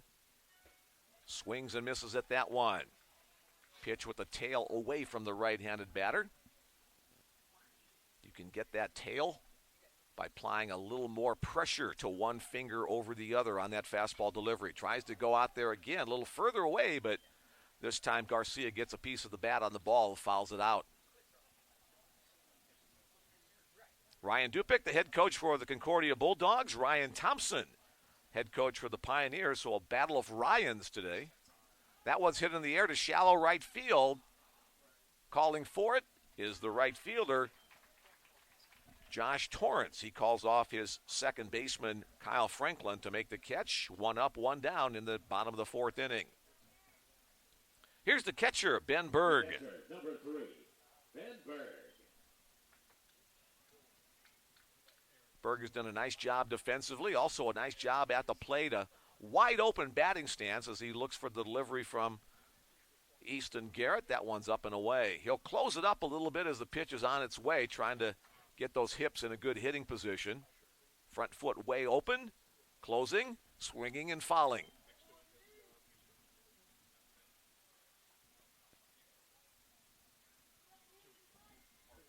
Ed Lahotek, the Bellevue University Athletic Director, on hand today, helping to get this tournament organized. Our second day at Stella Field because of the rainy conditions. That fastball on the outside corner. 2 balls, 2 strikes to count.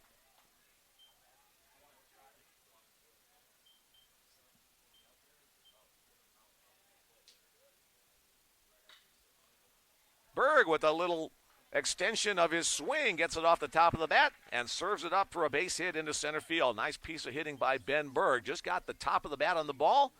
He'll come out of the game as we have a courtesy runner coming in for him. That will be number 24. Courtesy runner, Peyton Scott. Number 24, Peyton Scott.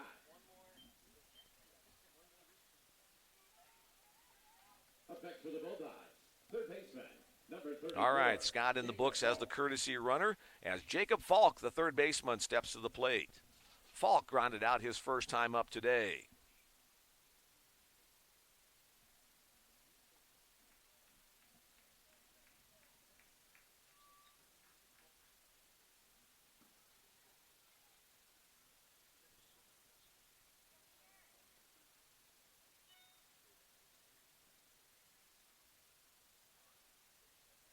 First pitch to Falk. Down low, ball 1.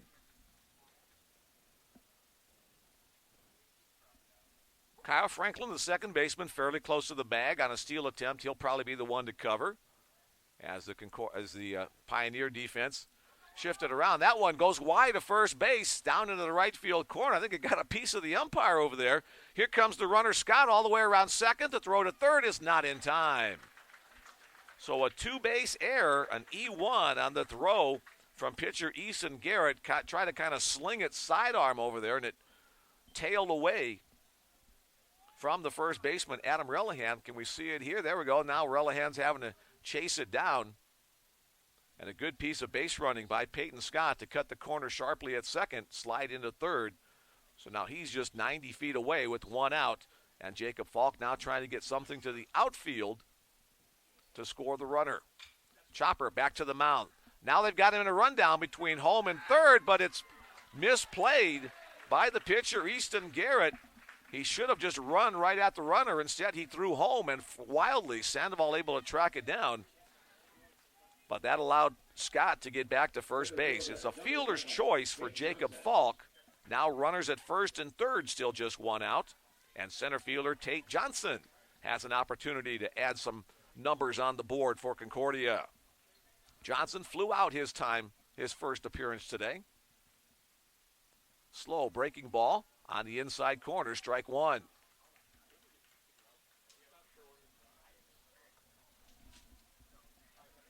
A few more Concordia fans on hand today than Pioneer fans.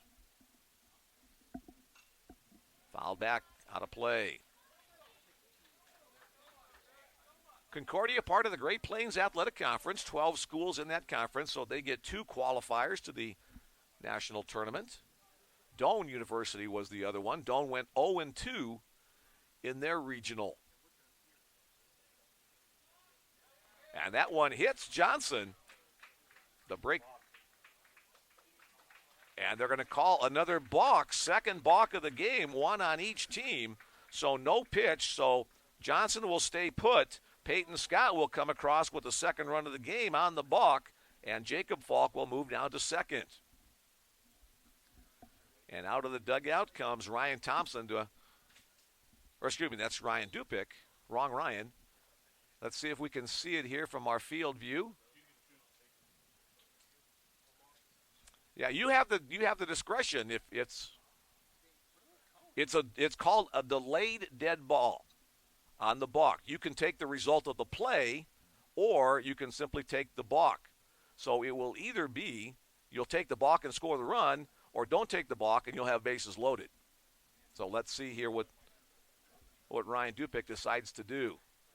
See, I'm not as stupid as I look. I know the rules.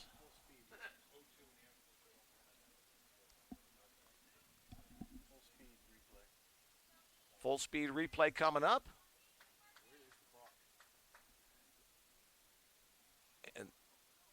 And the ball, again, the conference between Coach Dupick and the home plate umpire, Aaron Christians, continues.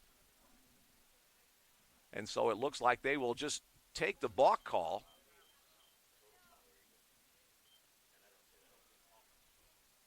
The only thing he could call is that he didn't come set.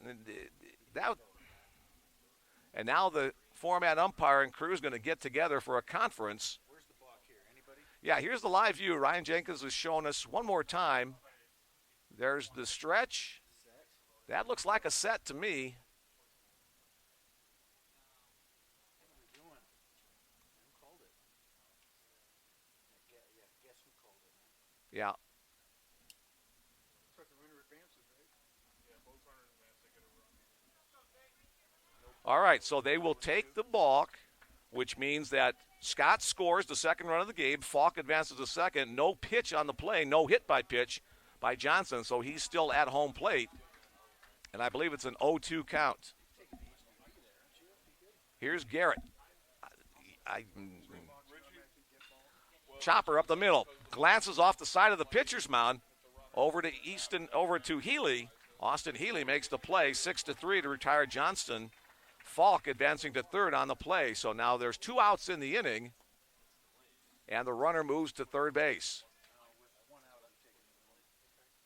Yeah, the coach has the option. It's a delayed dead ball on the balk called. If the guy hits a home run on the pitch, you're going to take the play.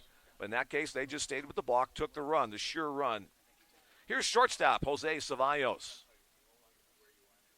Blocked up by Sandoval on the pitch in the dirt. Falk obviously not able to advance on that. Peaks of clear blue sky overhead, but a lot of big, fluffy cumulus clouds as well. We're hoping to get our 2 games in today, expecting more rain later. Down low, 2-0.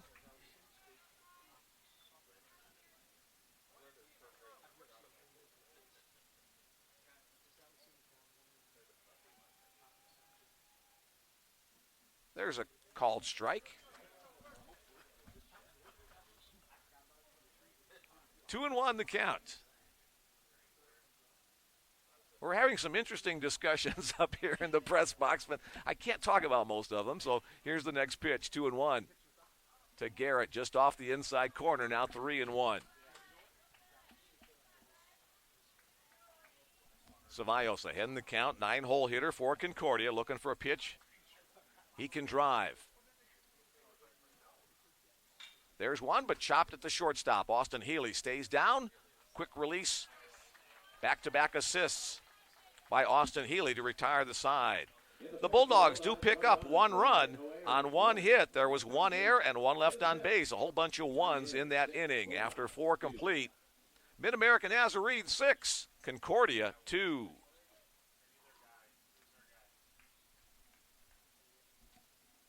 Adrian Cotton back to the mound for his next inning of work in relief of starter Alex Johnson. And the discussion continue now between Ryan Dupick and the home plate umpire.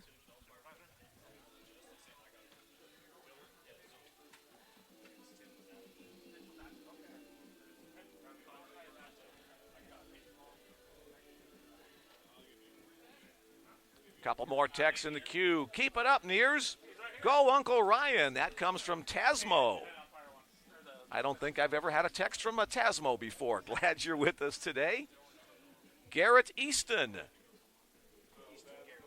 Easton, yeah. I've caught myself a couple of times. I may have said Garrett Easton, but a guy with a name you could use either way. His real name, Easton Garrett.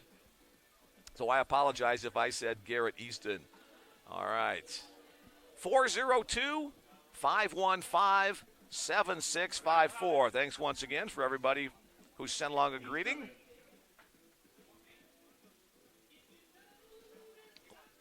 And it'll be Austin Healy leading off the top of the 5th inning. Is he going to kick out a fan?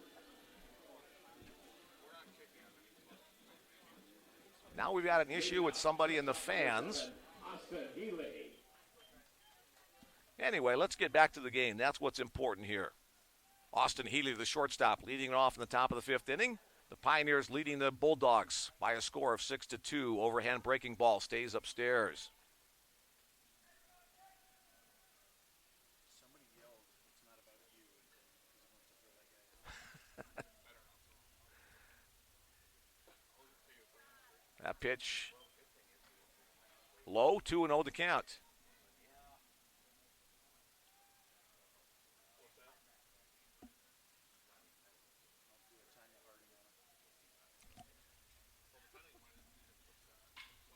Chopped down the ground, one shortstop to another. Jose Ceballos on the play across the diamond.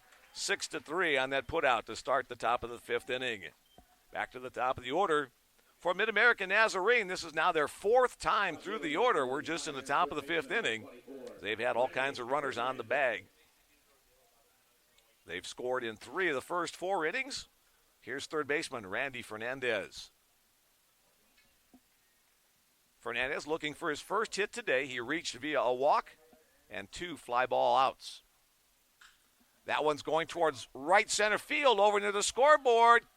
A one-hopper, and it'll bounce over the fence. A ground rule double out there by the South High Alumni Association scoreboard. So, just as I said, he was looking for his first hit. He gets it on the next pitch. Randy Fernandez, the one-out base runner at second.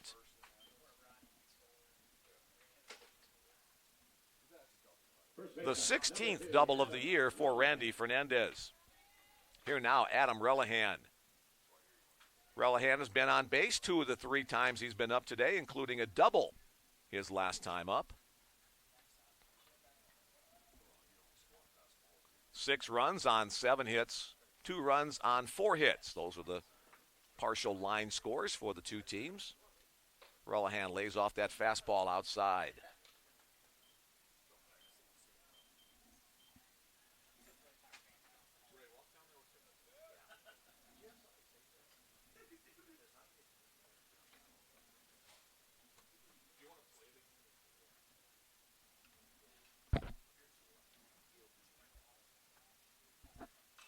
Pop foul out of play.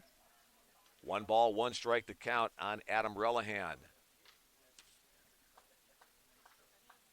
Relihan, a senior from Lenexa, Kansas, just down the road from Olathe. There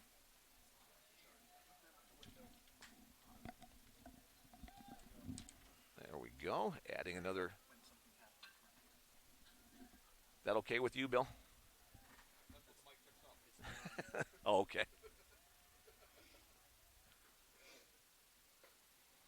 Pitch breaks inside. Advantage to Relihan in the count. Trying to get one more field microphone so we can pick up a little bit better sound action from the field of play.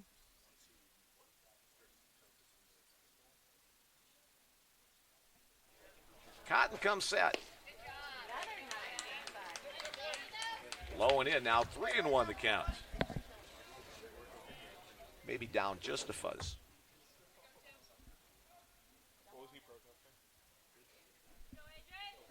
All right, here's, again, Adrian Cotton. On to delivery to Adam Relihan. Called strike at the top of the zone. It goes full. 1 on, 1 out. We're in the top of the 5th inning of this game to determine who will face Bellevue University in the championship round of this bracket of the 2021 NAIA National Baseball Championship. Cotton gets that long look in, gets his signal. Fernandez gets his lead. That one's hit down the left field side. It'll be playable out there for Joey Grabanski, who makes the catch just shy of the warning track out near the bullpen, out behind left field. 2 outs in the inning, and stepping to the plate, the catcher, Joshua Sandoval. First, a trip to the mound by Ryan Dupek, and that looks like the end of the day for relief pitcher Adrian Cotton. Did a nice job coming in relief. Gave up a couple of runs, but he was in and around the strike zone the entire time. So our second call to the bullpen for the Concordia Bulldogs will bring in another right-hander. 29, all right. Number 29 is Cale Matheson. His first appearance in the tournament.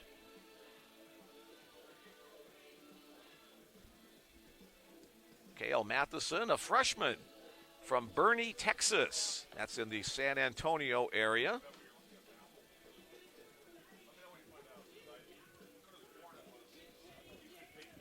Cale Matheson, no record on the year. He's pitched 6 2/3 innings, a 5.40. Let me get those numbers right.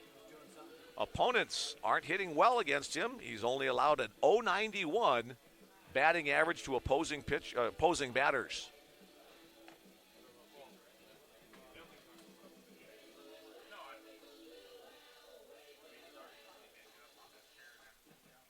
Matheson will get his 8 warm-up pitches, and the first batter he will face is power-hitting catcher Joshua Sandoval.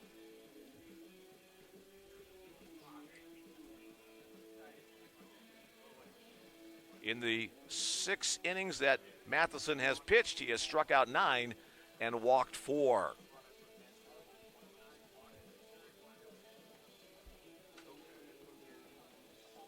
Concordia infield takes the opportunity to catch a little breath out there by the second base bag as Matheson works with Ben Berg, his catcher.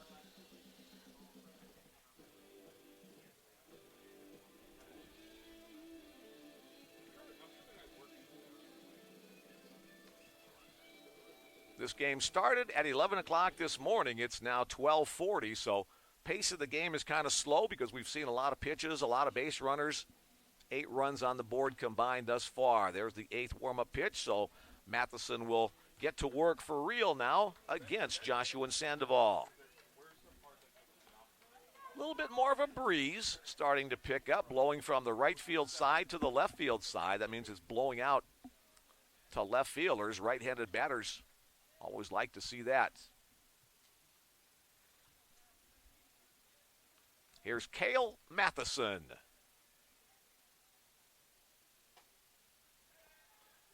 Steps off, looking the runner back to second. Fernandez, the runner there. And again, there are 2 outs in the inning. First base is open, so Matheson can work carefully to Sandoval, but Dante Freeman on deck. He's another good hitter for the Pioneers. Breaking ball misses inside, ball 1.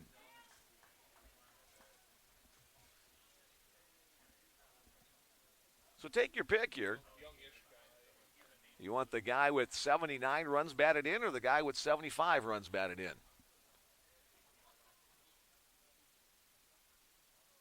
Straight-legged stretch. Sweeping breaking ball misses away. Now 2-0.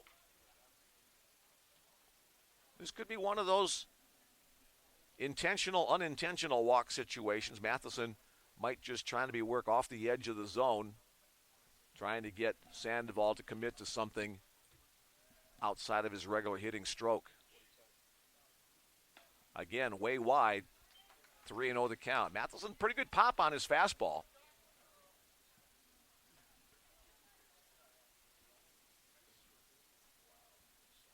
Let's see if Sandoval has the green light on 3-0 or if he'll take at least one. Taking all the way, that one hits the outside corner, now 3-1. 91 miles an hour on that fastball, so I was correct. There is some pop on that fastball of Cale Matheson. Just a freshman, so a big situation for him here, trying to keep his team in this one, trailing by 4. That one off the outside edge, so only one pitch in the zone, so Joshua Sandoval will walk down to first base, putting runners at first and second with 2 away. Out will pop Will Morris to courtesy run for the Pioneer catcher. And that will bring to the plate Dante Freeman. Number 17, Will Morris for the Pioneers. Freeman, 2 for 2 today. A walk and 2 singles. 1 run batted in. He'll step in, get comfortable on the field turf in the right-hander's batter's box and await the first pitch from Cale Matheson. Breaking ball clips the outside corner for a called strike 1. Nice lateral movement on that breaking ball from Matheson.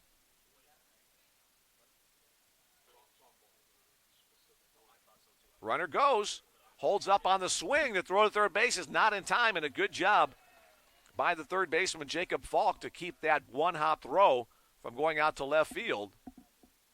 And now we've got another situation here. What's this? The runners will be going back.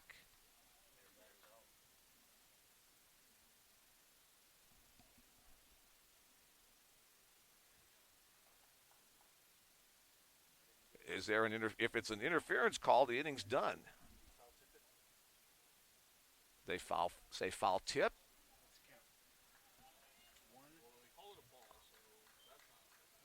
I have no idea what just happened there. I apologize, but the count is now 1-1. So it was a ball called. Wow, all of us are just stymied up here what that was. That was a fastball. That was a swing and a miss. We're sure of that. Now the count is 1-2. I don't know how the pitch could be called a ball and the runner's having to go back. Illegal pitch would be the only thing. That must have been the call against Matheson. But it works out in his favor. That pitch misses away. Now 2-2 the count. Runners at first and second. Fernandez and Morris, the courtesy runner. Freeman, the cleanup hitter. 2 balls, 2 strikes, 2 out. Breaking ball, a little flare out to second base. That one's gloved over there by Jaden Adams, and the side is retired. Well, the Bulldogs work out of trouble in the top of the 5th. No runs on 1 hit. There were no errors and 2 left on base. Again, left on base, Mid-American Nazarene has left at least 1 on base in every inning, and in most cases, they've left multiple guys. They still lead it by a score of 6-2. It'll be the top of the Concordia batting order on to face Easton Garrett for another opportunity. Go Bulldogs, go get them. Go get them, AJ. It's the Penberthy family sending along their greetings today. Glad that you're with us. Let's go, Dante. Love you, son. So Dante Freeman's mom joining us for the broadcast. We're glad you're along.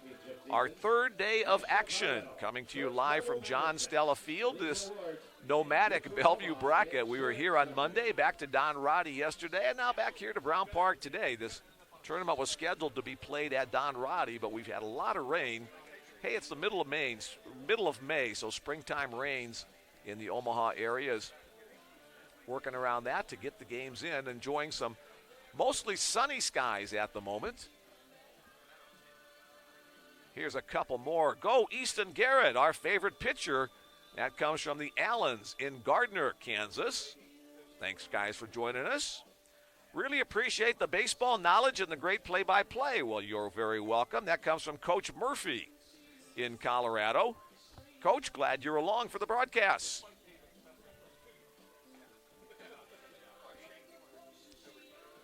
Heading to the bottom of the fifth inning. We're halfway through this scheduled 9-inning contest. Top of the order for the Bulldogs. Here's second baseman Jaden Adams. Adams is 1 for 2 today. He had a leadoff double in the bottom of the first and scored the first run of the game for Concordia. They also have scored 1 in the fourth. Here's the first pitch from Easton Garrett, a ball that kind of slips out of his hand on a curveball. 1-0 the count. Congrats to Adams for being a first-team honoree for the GPAC this year. Next pitch upstairs, now 2-0. 7 hits for the Pioneers, 4 hits for the Bulldogs. Down low, a 3-0 start to the at-bat.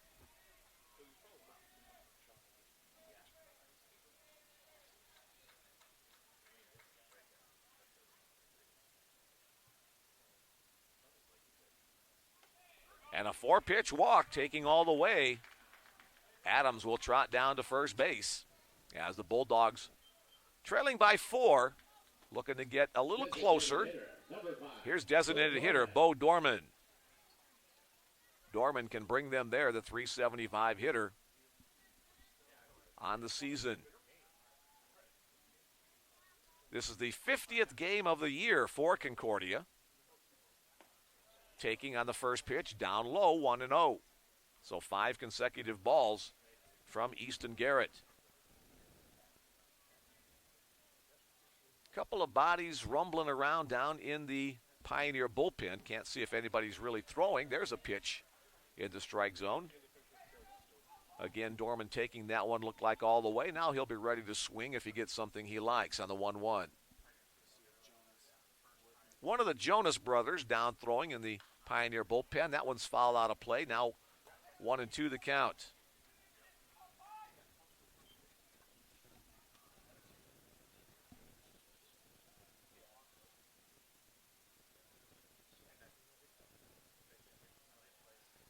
Caleb and Connor, the 2 Jonas brothers for the Pioneers. They're twins. That pitch off the outside edge.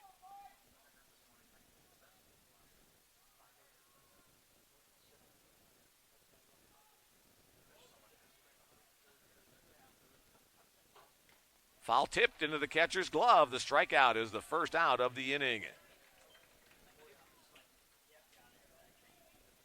The third strikeout of the game for starting pitcher Easton Garrett.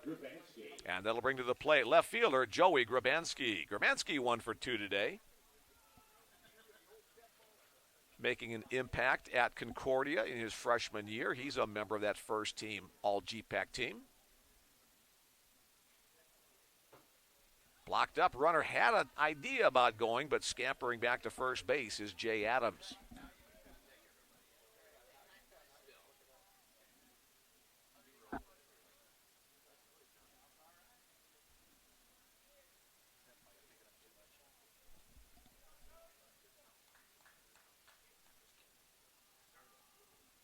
That fastball on the outside corner for the called strike.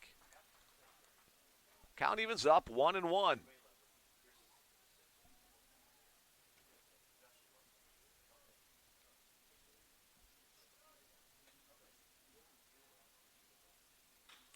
Little chopper foul up the third base. Oh, Coach Clank, one of the assistant coaches, had that one and popped right out of his hands. Nice try, though. When we started the game, we were at 65 degrees. We're up to 73 now, so we'll take that nice warm weather.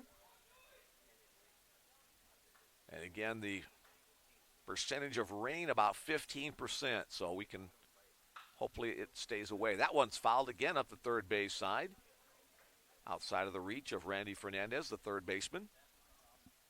1-2 the count.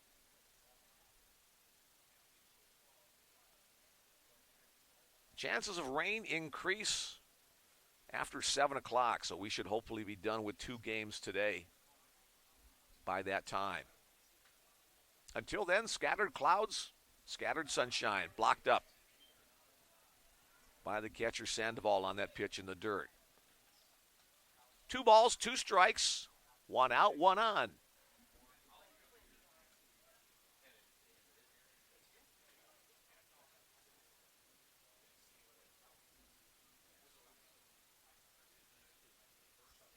The pitch from Garrett, way away. So the count will go full. With just 1 away, Adams may or may not be, and he doesn't have to go on this pitch, and trailing by 4 runs, the Bulldogs will probably play it pretty securely.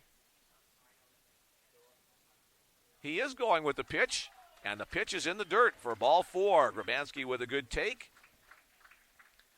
Adams advancing to second. So 2 on with only 1 out, and that'll bring to the plate the cleanup hitter, Keaton Kander. First, a visit from Sandoval and Healy to talk with their southpaw pitcher, Alex Johnson. Again, there is action in the Mid-American Nazarene bullpen, so this is just a little conversation. Make sure that they're on the same page with signals. Most teams will use their shortstop to signal what the pitch is. That way their outfielders will have an idea. But they want to make sure they're on the same set of signals. Kander is 0 for 2 today, but a .368 hitter coming into today's action. Another one of those first-team all-GPAC players. Back to work goes Easton Garrett. Comes set. Pitch sails up and away. Batting is number 14, Keaton Kander.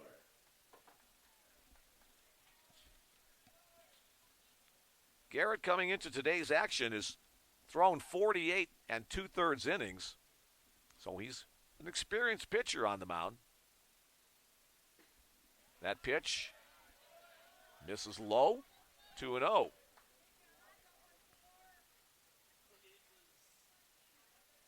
This is his 12th start on the season. He does not have any complete games, so more than likely we'll be seeing some bullpen action. Swing and a miss on a high fastball. Keaton Kander got a healthy cut at that one.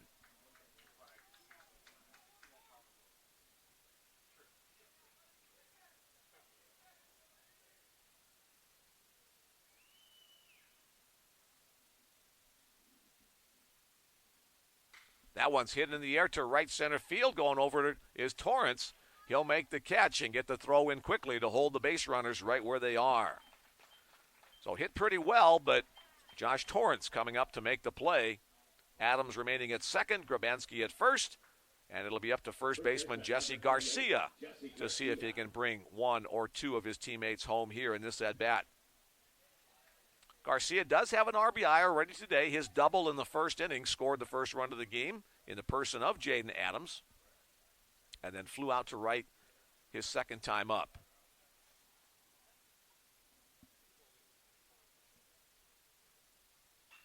First pitch swinging, fouls it over near the bullpen.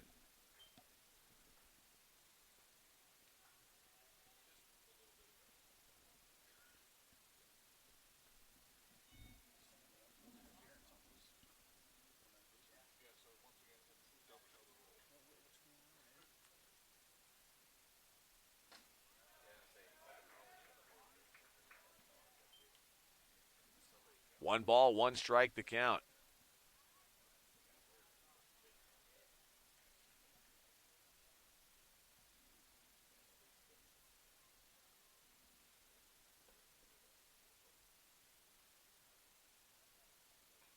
He's off that pitch, off the outside edge. Advantage Garcia, 2-1 count.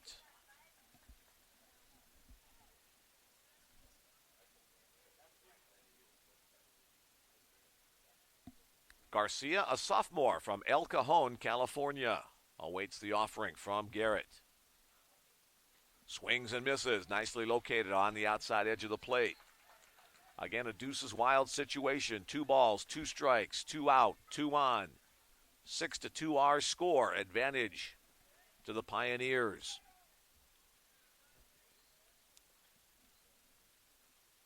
The set, the look, the pitch. That one's hit down the right field side, and it's going to be a fair ball into the corner. 1 run is in for sure. Wheeling the second runner around, there's going to be a throw to second base, so no play at the plate. A 2 RBI double by Jesse Garcia on a 2-2 pitch just inside the right field corner. Adams and Grabanski score on the play. Looked like the Pioneers might have a shot at the plate. Instead, the throw went to second. Now they'll peel third base.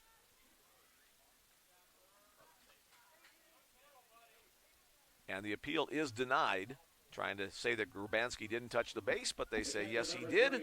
And now we have a 6-4 score as Ben Berg steps to the plate. So 2 big hits in the game for Jesse Garcia, both of them doubles. 1 RBI in the first, now 2 more in the 5th. Here's the first pitch to Berg. Off the outside edge.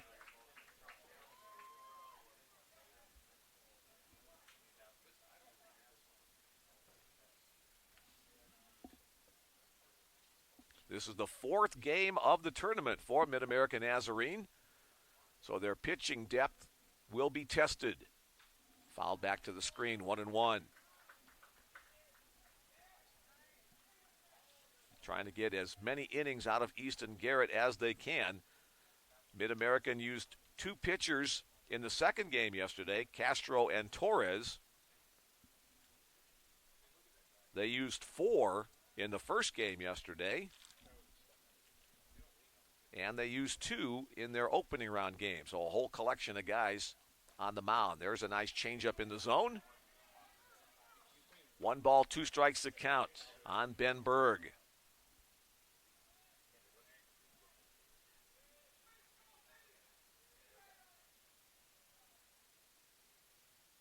The set and the pitch.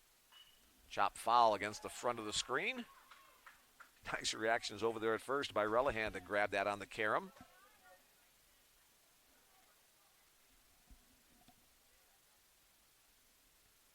There we go. Now we've got the whole infield into the field of play. We can't get the far corners in down the right and left field line, but pretty much everything else we can cover on that full field view.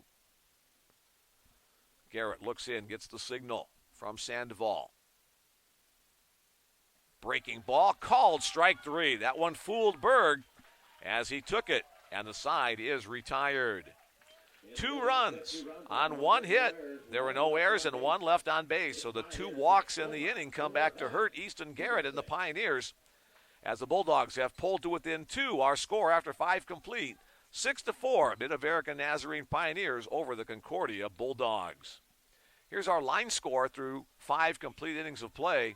6 runs on 7 hits, 1 error for the Mid-America Nazarene Pioneers. They have left 10 runners on base through the first 5 innings. For Concordia Bulldogs, 4 runs on 5 hits. They've committed 1 error, and they have left 5 on base through the first 5. Cale Matheson back to the hill for Concordia as we get ready for the top of the 6th inning. Let's check in. Hey, we've got some more texts. Let's get to them. Go Easton from the Demers. Glad you're joining us today. Another Go Easton. Short and sweet. Just Go Easton from somebody in the 785 area code. And another. This is the Easton Garrett fan club. Let's go Easton Garrett. The whole vet clinic is cheering you and the Pioneers on. All right. So a medical connection. Animals, but nevertheless a medical connection. We'll take that. Again, the number 402-515-4145. 7-6, 5-4.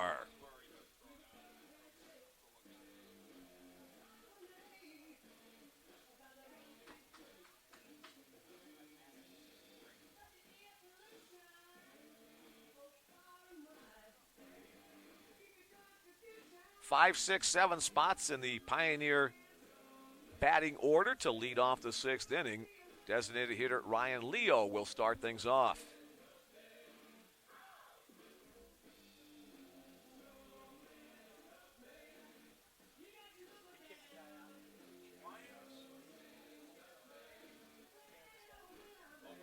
Leading off designated hitter number 15, Ryan Leo. Leo officially 0 for 1, but he's reached base twice with a walk and hit by pitch. Here's the first offering from Cale Matheson. Shows bunt, pulls it back, misses away, ball one. Matheson can bring it in the low 90s. 6'2" freshman. Low and away, 2-0.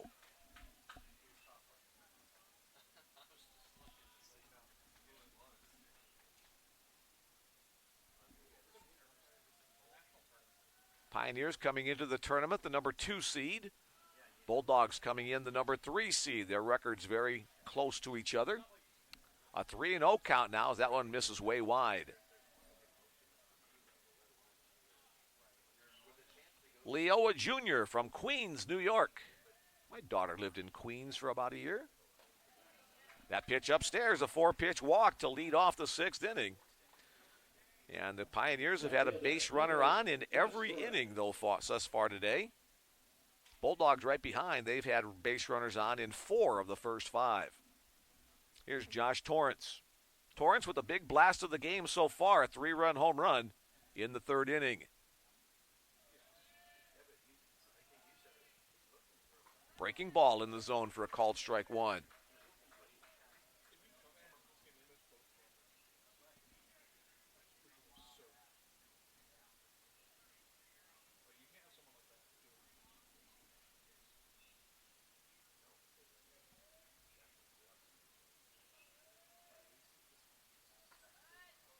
Torrance lays off that sweeping breaking ball, 1-1.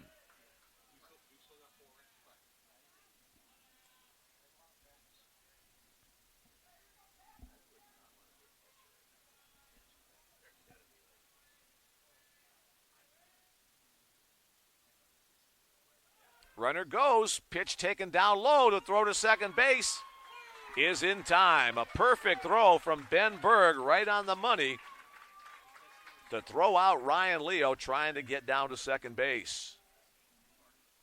Here you'll see it again. The pitch down a little bit low. The runner into your screen, but the throw, bang, belt high right at second base. The quick tag applied. Nice job by Adams to cover. Nice job by Bergs on the throw. Anything but a perfect throw. He probably gets the bag. Breaking ball sweeps outside, 2-1.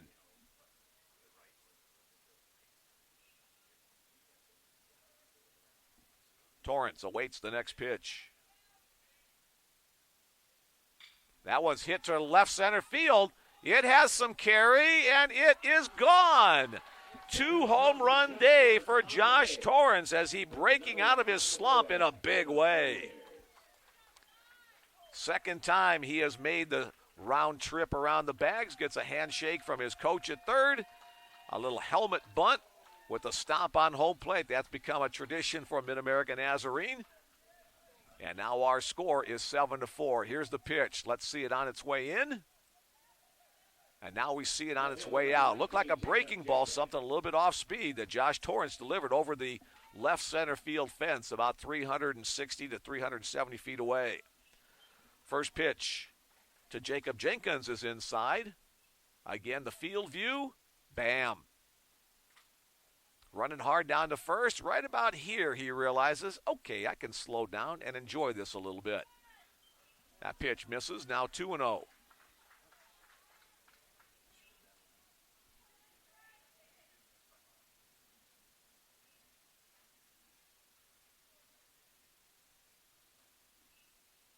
There's one down the heart of the plate. 2-1.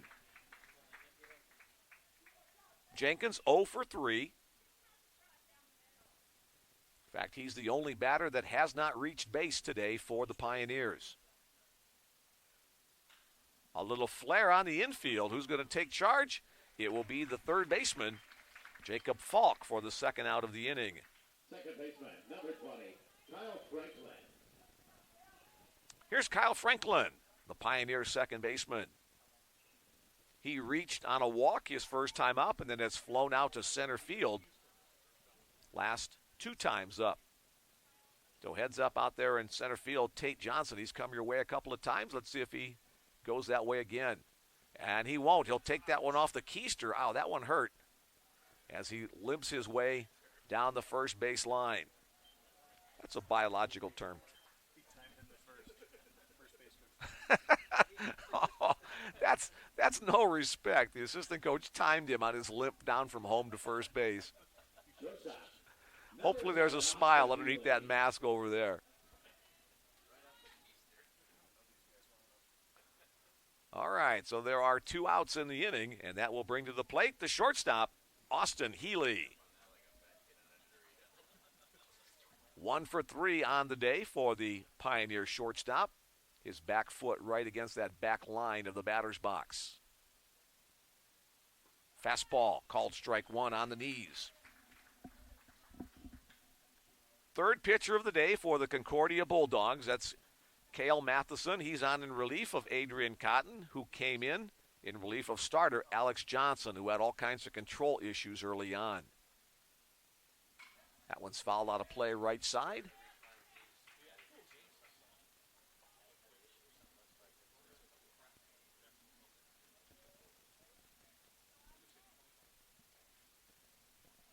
Matheson staring in to get his next signal. He came on with 2 outs in the fourth. Down the line, that's going to drop for a base hit. Wasn't hit hard, but hitting a good plate. Healy will stop at first with the single as Franklin advances all the way to third. We were talking about Wee Willie Keeler yesterday. Hit it where they ain't, and that's what happened there. Just off the top of the bat, found a spot in shallow right field. Number 24, Randy Fernandez. 5th time through the order now from Mid-American Nazarene as Randy Fernandez back to the plate. He doubled his last time up.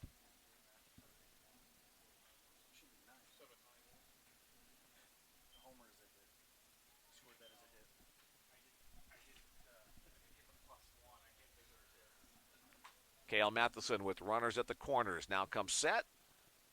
Fastball just on the outside corner. Nice catch.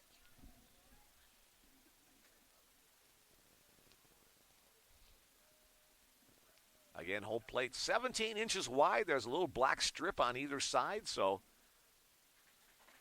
that did not hit any of the white or black as it's way outside, 1-1. It's kind of the umpire's margin of error, that black strip. 1 ball, 1 strike to count on Fernandez, trying to add to the 3-run lead for Mid-American Nazarene. That pitch, breaking ball down low, 2-1. So Fernandez ahead in the count here. Healy, the runner at first. Franklin, the guy at third. And timeout as Ryan Dupick comes out of the dugout to talk with his pitcher. I believe that'll be the second visit of the game. And that won't count as a visit as he's going to go to the pen. So in the middle of the count to Randy Fernandez, we'll have a pitching change. It'll be the 4th pitcher of the day for Concordia. Another right-hander coming in out of the bullpen. Let's see who that is here.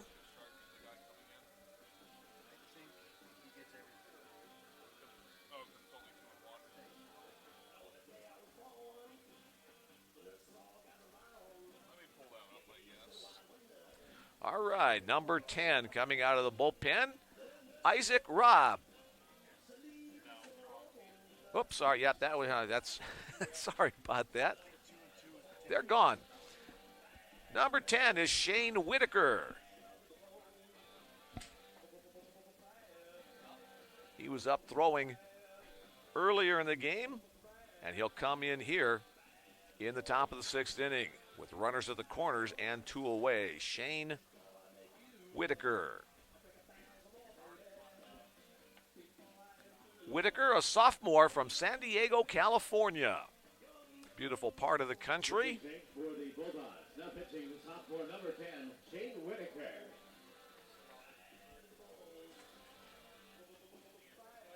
Shane Whitaker, a 4-1 record on the season, a 3.75 earned run average in 24 innings of work. He's a strikeout pitcher, 42 strikeouts in those 24 innings, but he has also walked 15. So close to a 3-to-1 strikeout to walk ratio. He'll come on as the 4th pitcher of the day for Concordia Bulldogs head coach Ryan Dupick.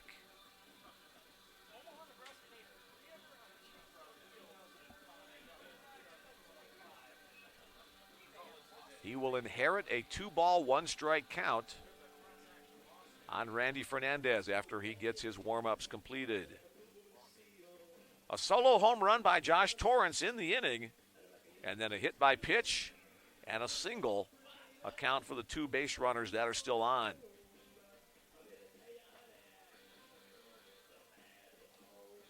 Ten runners left on base through the first 5 innings for the Pioneers.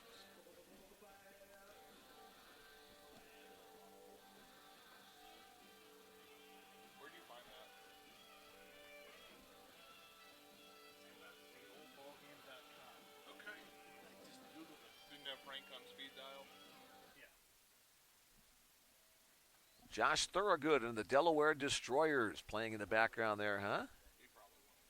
All right, here we go. Randy Fernandez steps back in. 2-1 the count as he awaits the first pitch from Shane Whitaker. That one's way up high, now 3-1.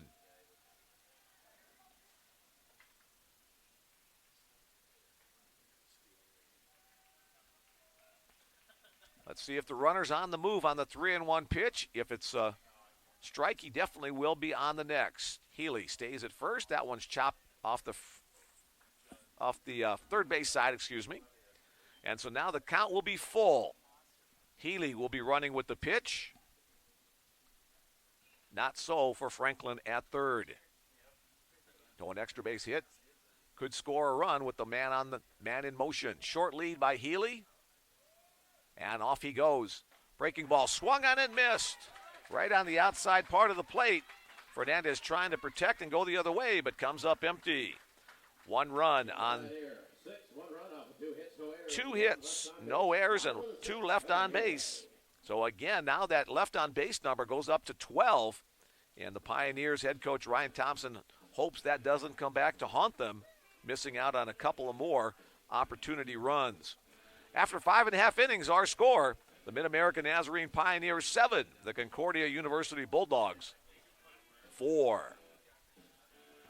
All right, more texts waiting for me here.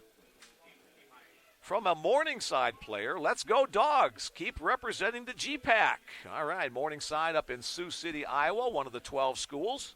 And looks like we'll have a change on the mound for the Pioneers. One more text here, and then let's go Dogs. From Coach Dupick's Aunt Ann. Glad that you are with us as we look to the pitcher's mound and we see the new pitcher coming in, number 6, Connor Jonas. First call to the bullpen for the Pioneer squad.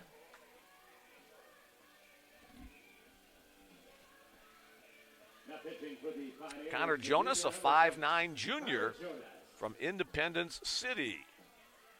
His brother Caleb, also a relief pitcher for the Pioneers. Grabbing another stat sheet over here. This is Connor. A 1-0 record on the year, a 6.75 earned run average in 13 1/3 innings of work. He has struck out 16 and walked 5.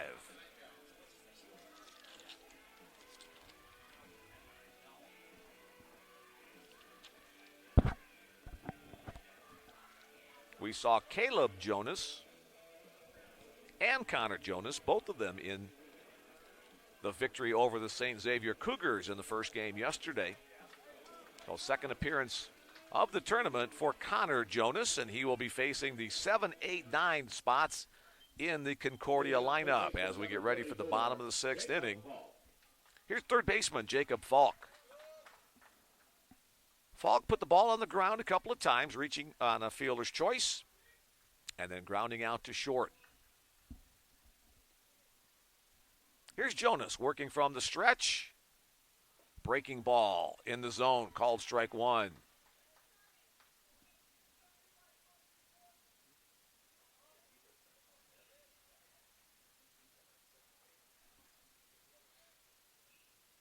The 0-1 offering. That one down low, glances off the shin guards of catcher Sandoval.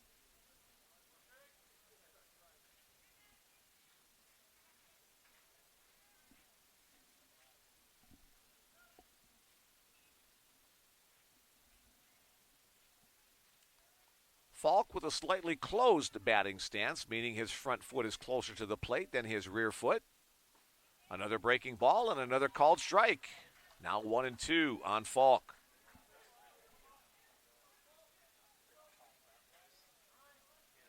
Four innings left for the Bulldogs to make up the 3-run deficit.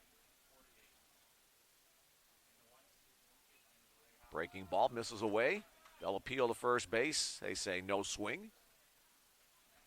Count goes to 2-2.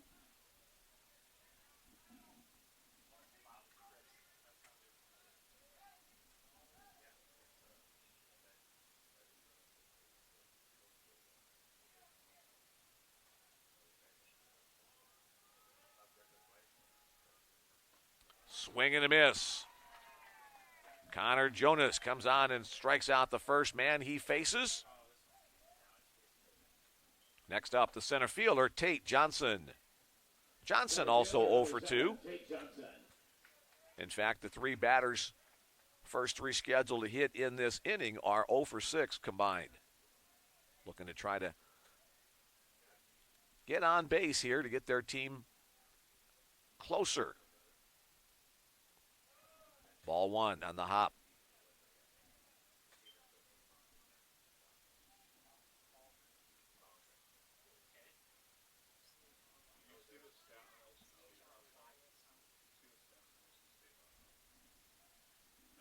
We talked about the closed stance of Falk. Johnson an open stance. That front foot further away. On the outside corner, nice frame job by Joshua Sandoval on that pitch to get the call, 1-1.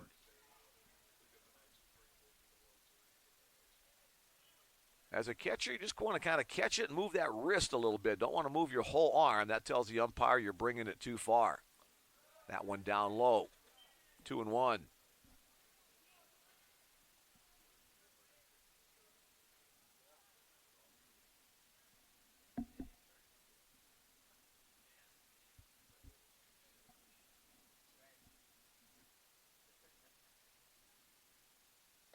Holds up on that pitch, up and in. Now 3-1 to count. Nice crowd on hand sitting in the bleachers. We also have some fence hangers out there watching the game out in center field.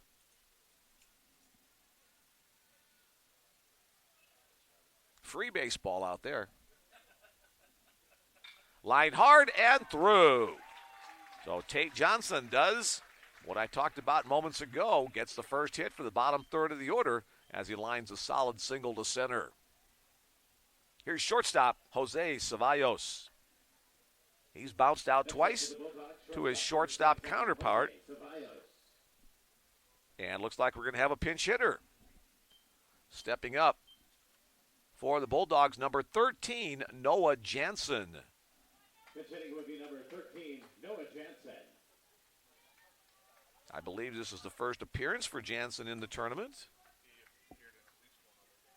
Okay, never mind. Second time he's been on. Thanks, Bill. 275 hitter on the year. He's been in 43 games, has 40 at-bats.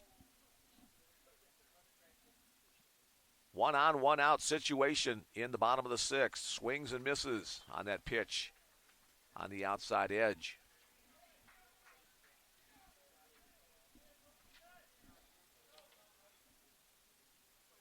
I remember him now because he's wearing number 13. I said he must not be superstitious. I believe that was in the first game between these two teams, in fact. Outside, way wide, 1-1.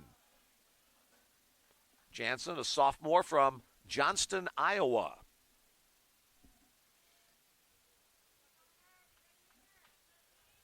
Three Johnsons in the lineup and one Johnston native. Rudder gets the secondary lead. Did it hit the batter or no? Oh. And now we have the dead ball call. So Jansen reaches on the hit by pitch. That will move Johnson to second. And with runners at first and second, one away, the Bulldogs back to the top of the order. So another opportunity for them to cut their 3-run deficit. Here's second baseman Jaden Adams. The Bulldogs have left 5 on base through the first 5 innings.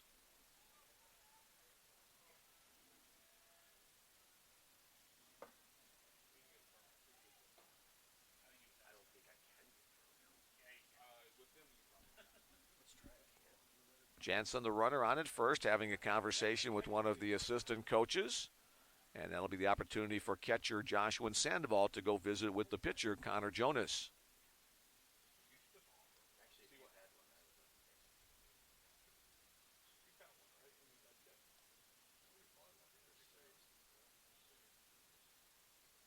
Second visit. You get a total of 6 visits per game from either the player or the coaching staff. Rolling back to the top of the order, here's Adams. He's 1 for 2 officially, but has scored 2 of the 4 runs, 1 in the first and 1 in the 5th. His double led off the game offensively for Concordia in the bottom of the first.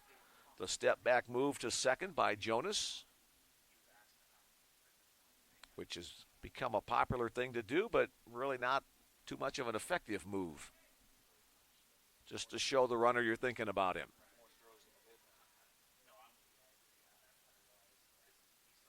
Breaking ball, hit hard to center field.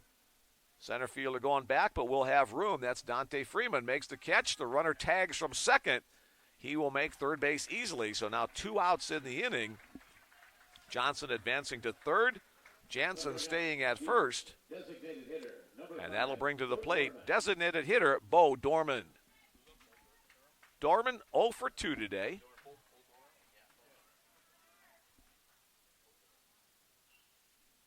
First team player in that designated hitter role, and now an offensive timeout for Concordia. You can get 1 offensive conference or timeout per inning as well. Well, this has become a rule book kind of a game, hasn't it? Huddling around the coaching staff are Johnson, Jansen, and Dorman.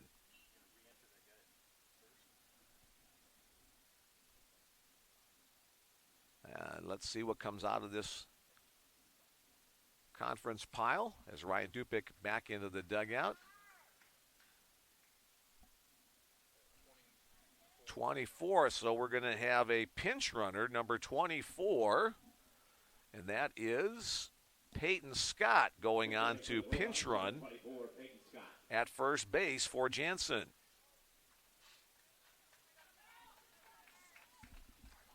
All right, I think we are now all squared away. Johnson, the runner at third. Scott, the runner at first. Dorman, the batter, awaiting the pitch as the cloud cover gets a little thicker once again. First pitch, runner goes, throw to second base, goes through, and it gets past the second baseman, out into center field. On the air, trotting in from third comes Tate Johnson. It's a 2-run game once again, now 7-5. So a stolen base for Scott, an E2 on the throw as it got away from the second baseman, Kyle Franklin. The runner was not going on the double steal. He waited until it went back.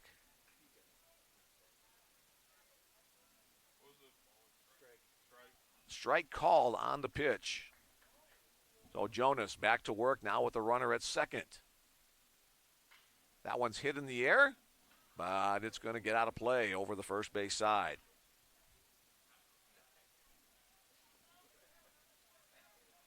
7-5 our score now. An opportunity for Concordia to get even closer if Dorman can deliver.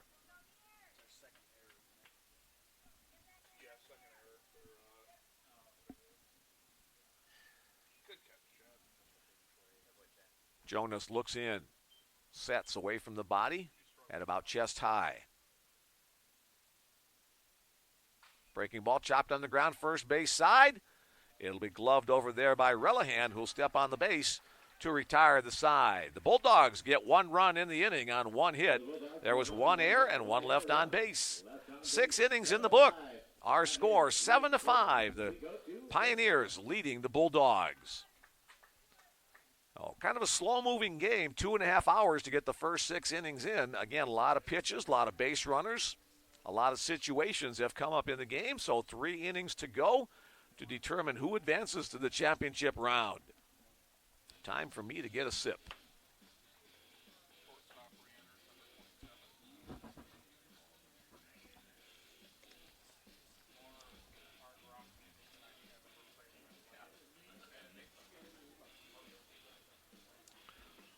Shortstop Jose Ceballos will re-enter the game for Concordia as Shane Whitaker goes back to the mound. Yes, unearned run because of the error on the throw to center field, and they didn't get a hit or anything to follow it up.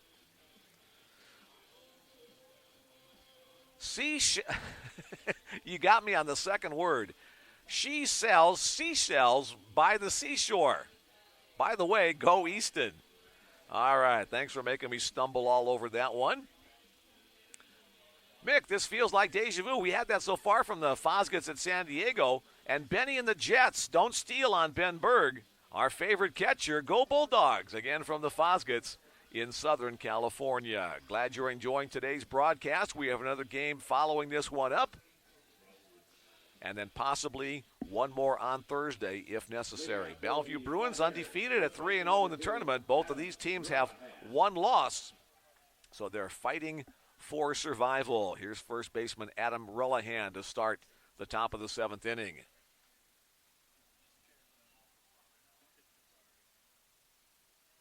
First pitch delivered by Whitaker is ball 1. 7 runs on 9 hits for Mid-American Nazarene. 5 runs on 6 hits for Concordia.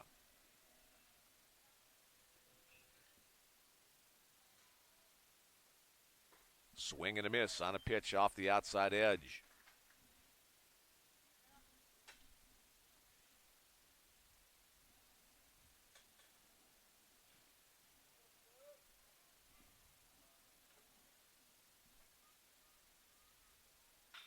Chopped. Fair ball inside the line. A nice diving play over there to knock it down first and pick it back up. Jesse Garcia flashing some leather. One first baseman taking care of another on that one. And a good job by Whitaker to get over to cover to tag the bag. Here's the replay. Watch it from a distance. Just inside the bag, you see the dive thrown by Garcia and tosses it over to Whitaker. 1 out in the 7th inning. Here's catcher Joshua Sandoval. Whitaker working exclusively from the stretch. Delivers the pitch on the knees for a called strike 1. Sandoval is 1 for 3 today. A walk his last time up. Had an RBI double in the 4th. Down low.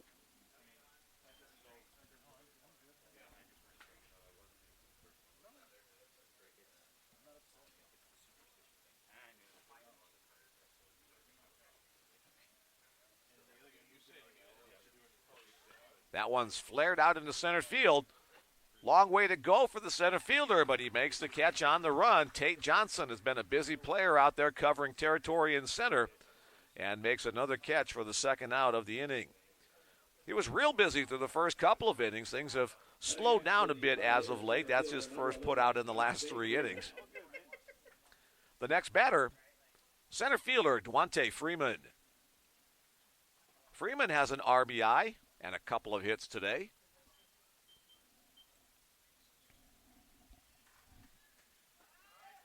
Called strike one on the pitch from Whitaker.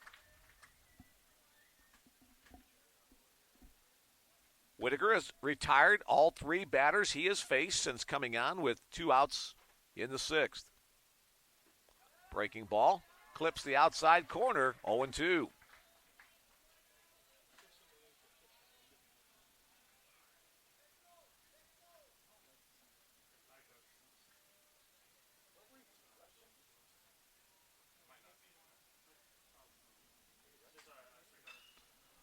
A flare out to right center field. More than a flare, it has more carry than I initially thought off the bat. The attempt out there off the glove of right fielder Keaton Kander over near the scoreboard. Off his glove, a long way to go, so that'll be a 2-out double for Dante Freeman. He continues his hot streak. That's now his 3rd hit of the game, keeping the inning alive.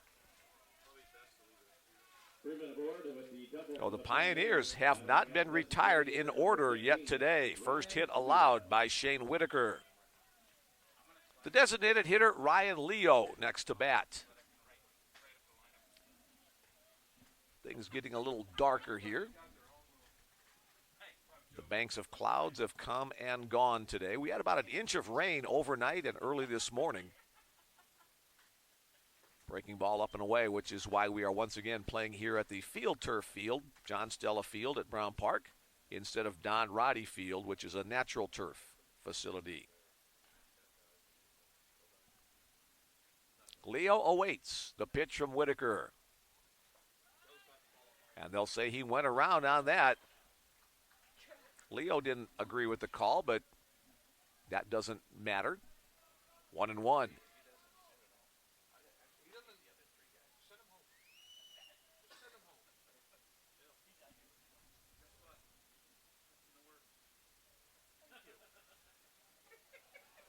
Down low, 2-1. So another opportunity.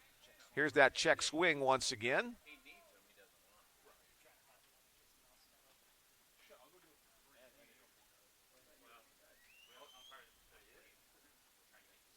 And right in that area where it could be or couldn't be. So the called strike, next pitch back to the live action, swung on and missed on a breaking ball. Toughest call in baseball, if you're a home plate umpire there, is to see if it's going to be a swing or not. So the count evens up at 2 balls, 2 strikes, 2 out, 1 man on. Foul out of play, we'll do it again. Up and over near my old house up on W Street.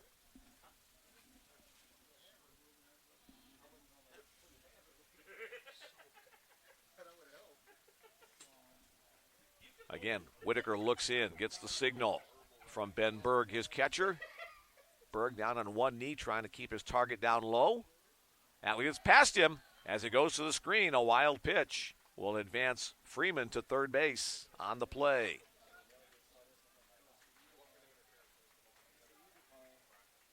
The one hopper to the backstop. Now a full count situation. Payoff pitch coming up in just a second as Whitaker comes to the set. Down low. So Leo will coax the walk. And now the Pioneers have runners at first and third. Second consecutive walk by Leo. In fact, he's been on 4 of the 5 times today. 3 walks, a hit by pitch. Well, runners at first and third. It'll be right fielder Josh Torrance. Hey, Torrance, have you had a day today? Yes, you have. 2 home runs, a 3-run dinger in the third, a solo shot in the 6th. A walk and a fielder's choice, his other 2 at-bats.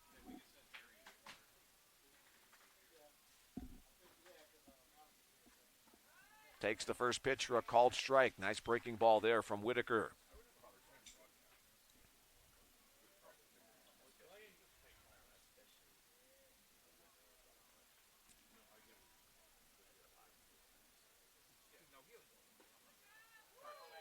Just off the corner, 1-1 to count.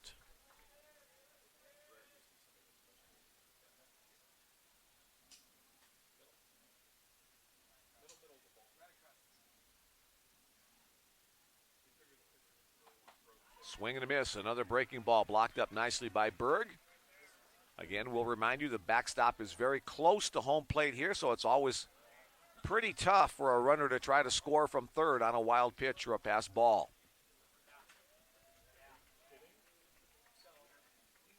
Freeman getting his lead from third. Leo, the lead from first. Let's see if maybe they have the runner in motion with a 2-strike count. He's staying. That one's lined into right field. A base hit for Torrance. Another RBI for him as Dante Freeman comes across with another Pioneer run. 2 home runs account for 4 RBIs, and that single adds another one. So a 5 RBI day for Josh Torrance, who was dropped from that leadoff spot the other day. We'll see it again. Pitch on the outer half. He goes with it to the right field side and drives it through for the base hit. 8-5 our scores. These teams have added single runs in each of the last 3 half innings. The next batter is Jacob Jenkins. Again, Berg having to block that one. No advance by the base runners.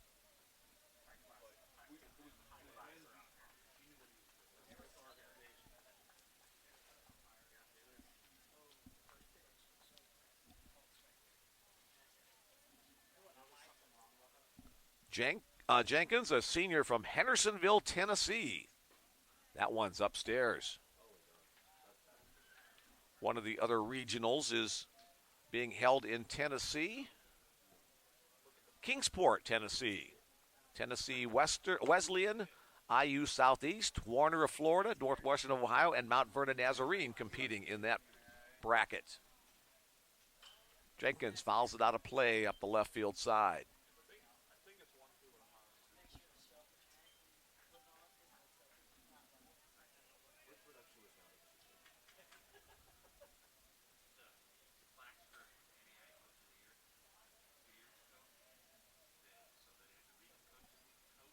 Again, 2 on, 2 out. Swing and a miss on a changeup. Jenkins swings over the top of that one to retire the side. 1 run on 2 hits. There were no errors and 2 more left on base.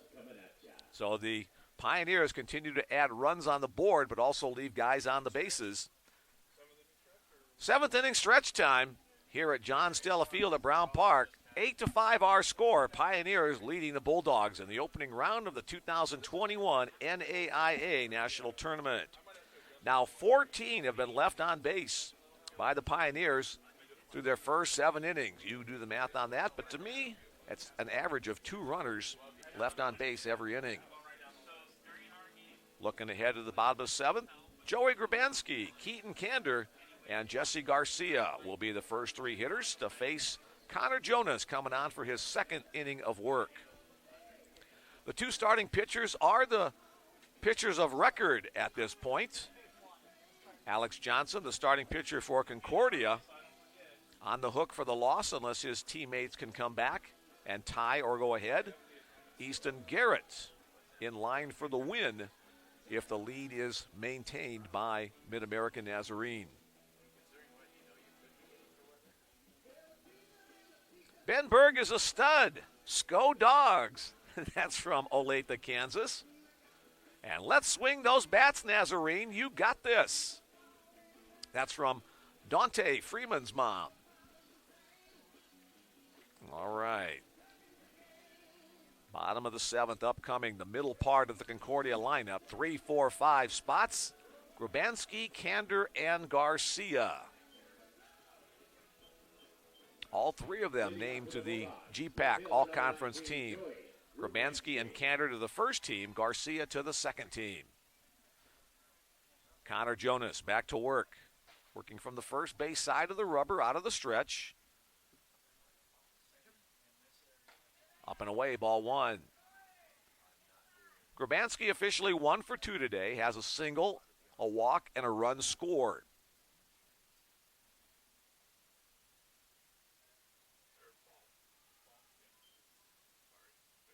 Breaking ball down low. 2-0 the count. Hard to see the Pioneer bullpen from here, but there are bodies moving around, so This is the point of the game where you have matchups ready to go if needed. That one's off the outside edge. Sandoval tried to frame that one, but he moved it a long way. That's going to... Oh, and this little moisture starting to fall at John Stella Field. We'll continue to play through this unless it gets heavier. Taking all the way, that pitch off the inside corner, so a 4-pitch walk to Joey Grabanski. And again, not what you want to do when you have a lead is walk the leadoff batter of an inning. So Grabanski trots down to first. Stepping up to the plate, right fielder Keaton Kander. Kander 0 for 3. Strikeout, ground out, line out. Just a very light rain falling down right now. It'll make the baseball a little slick, however, if it's a ground ball. Called strike one on the first offering to Kander. There's no tarp here to put on the field, obviously, since it's a synthetic field.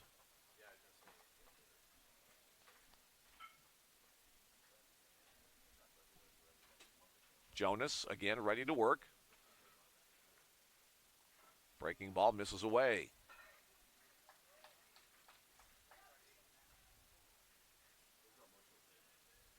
So much for the 15% chance of rain, huh?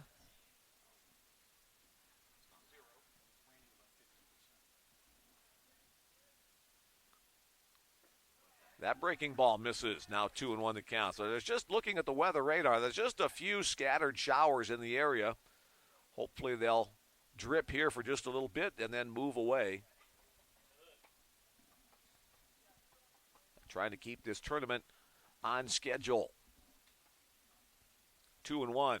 Pitch on its way. Fastball hit in the air to center field. Has some carry going to the right center field gap, and that one is gone.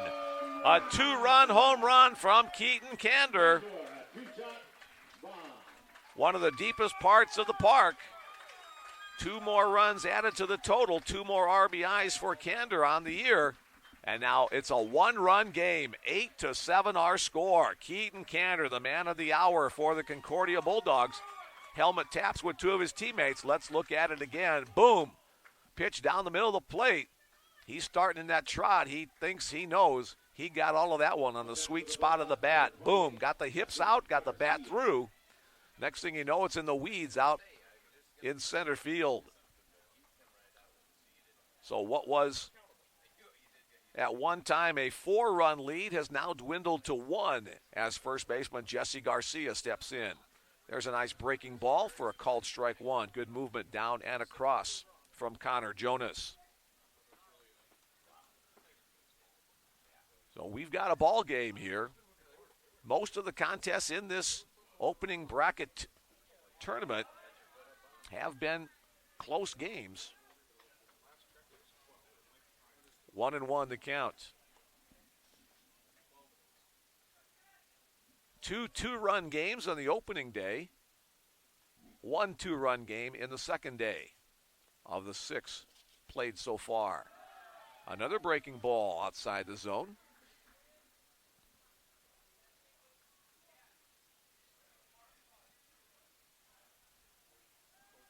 Jonas toes the rubber.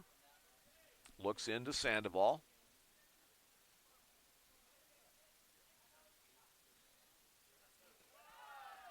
Three and 1. That one skips off the top of the plate. It looks like the rain has stopped. Just about a little 5-minute shower.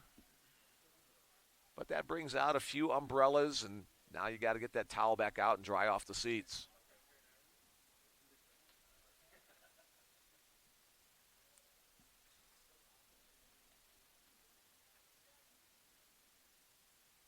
That breaking ball misses low, and Garcia draws the walk. Still nobody out. And now the go-ahead run will step to the plate in the bottom of the 7th, but first, a visit from Ryan Thompson.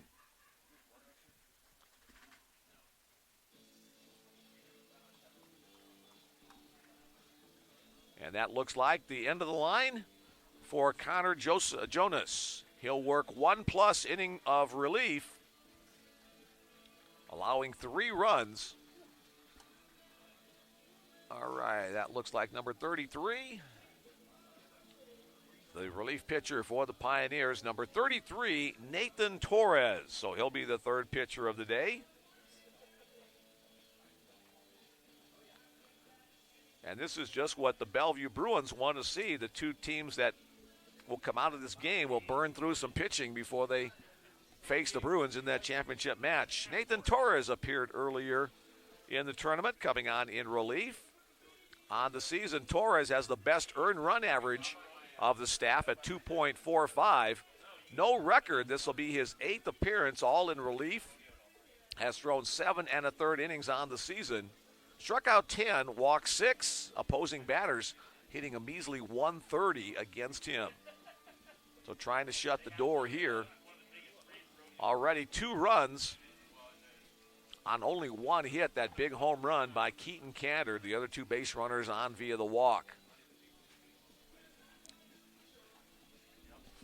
Time to stretch my old body. I missed the 7th inning stretch at the start of the inning, so I'll get it here as the inning is under. Oh, the smell of pizza wafting through the press box here.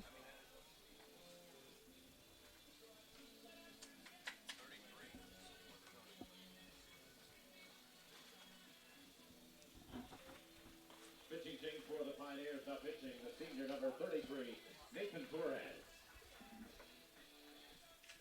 All right, Torres looks like he's ready to go.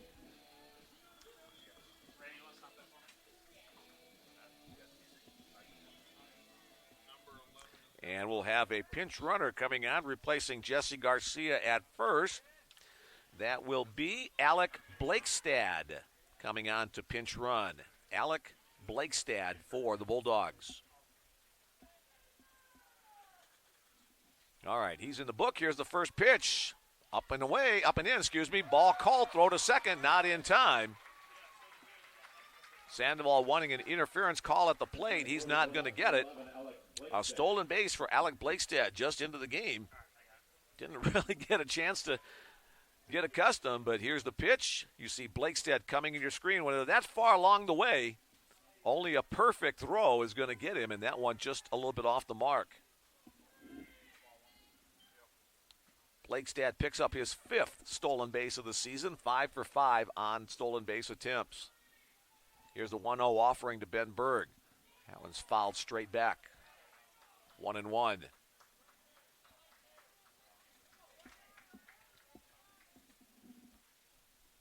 Just a gentle breeze continuing to blow from the right field corner to the left field corner.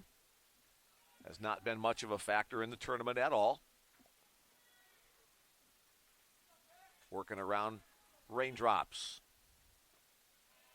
There's a called strike on the inside corner. 1 ball, 2 strikes to count on Berg. Haven't seen much of the sun the last couple of days. In fact, rain began Saturday evening and rained a good chunk of Sunday, off and on Monday, Tuesday, and hey, guess what? Same thing today. Up and away, 2-2. Typical weather for middle of May, springtime weather here in the Nebraska area. We get most of our rain during this spring season. Torres looks in, comes set. Breaking ball swung on and missed. The strikeout is the first out of the inning. Nice job by Nathan Torres to come in and retire the first man he faces. Next up against him, third baseman Jacob Falk. Blakestad, the runner at second base.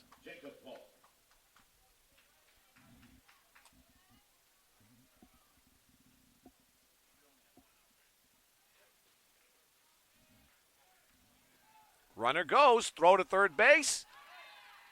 Is in time. A nice throw by Joshua Sandoval. Blakestad had a pretty good jump, but not quite good enough. 2-5 on the play as third baseman Randy Fernandez applies the tag. We'll watch it again. You see the runner go. Sandoval going behind the batter to make the throw and right on the money.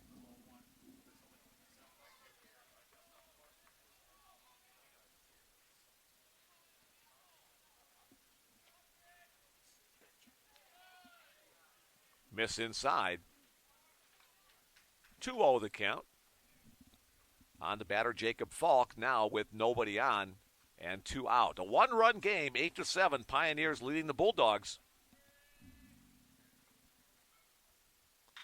Chopped hard and through the hole between third and short. Jacob Falk gets his first hit of the game, and Ryan Dupik probably wishes he didn't have the steal signal on that last play, as it would have been a play at the plate. Next up, center fielder Tate Johnson. Center fielder, number 7, Tate Johnson. Johnson 1 for 3 with a run scored. 1 run in the first and the fourth. 2 runs in the fifth, 1 in the sixth, 2 in the seventh. So the Concordia offense picking up the pace over the last couple of innings for Mid-American Nazarene. 1 in the first, 3 in the third, 2 in the fourth, and Singleton's in the sixth and the seventh. A lot of numbers on the scoreboard out there in right center field as the next pitch from Torres misses outside. 2-0 the count on Johnson. The Bellevue baseball team sitting in the bleachers watching the final couple innings of this one. They'll take on the winner of this one in the championship round. That pitch on the outside, Black for the called strike.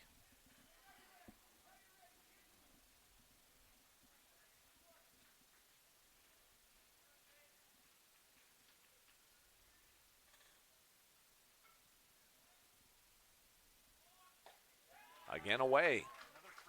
And another balk called as Nathan Torres did not come set long enough in his stretch. Third balk of the game. That one called by the second base umpire, who has the best look in from the stretch. Torres looks in again. And the pitch. Concordia fans groan with that call. Count evens up at 2-2.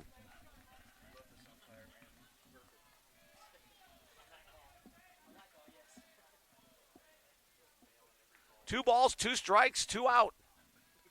Runner at second. The next pitch from Torres. That one's blocked up by Sandoval, so the count will go full.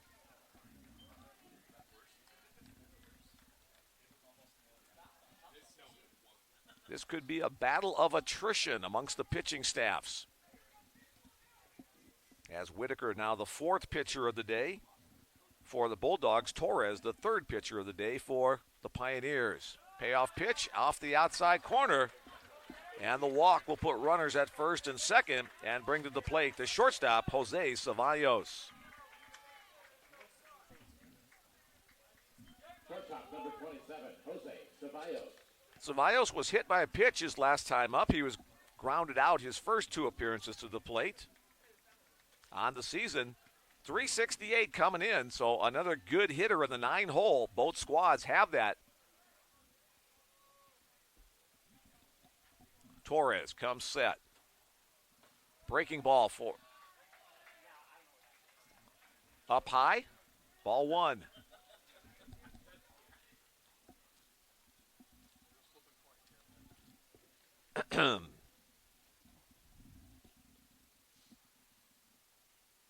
That pitch off the inside part of the plate, now 2-0. Advantage to Ceballos. He can be very selective here at 2-0. Or you can just take it and wait for another offering.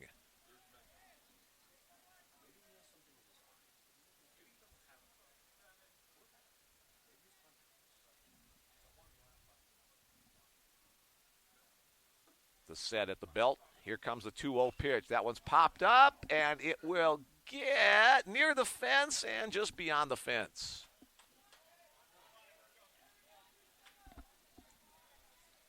Two and one now the count. Critical juncture of the game. Trailing by 1 run with 2 runners on. The Bulldogs. A 2-1 count on Jose Ceballos.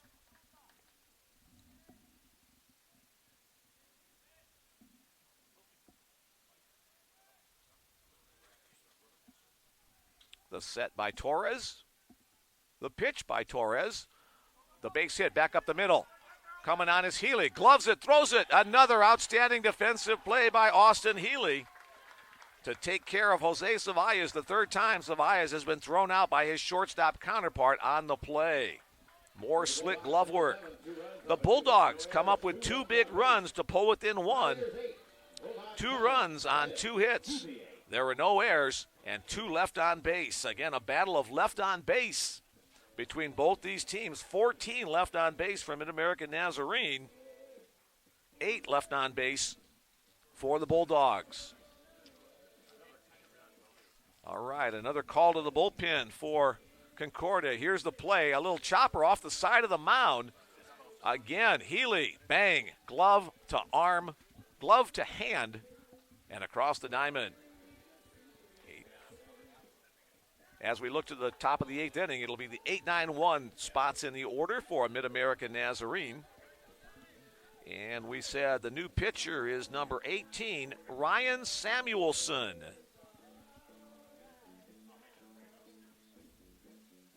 Now pitching for the Bulldogs, 5th pitcher of the game. Ryan Samuelson.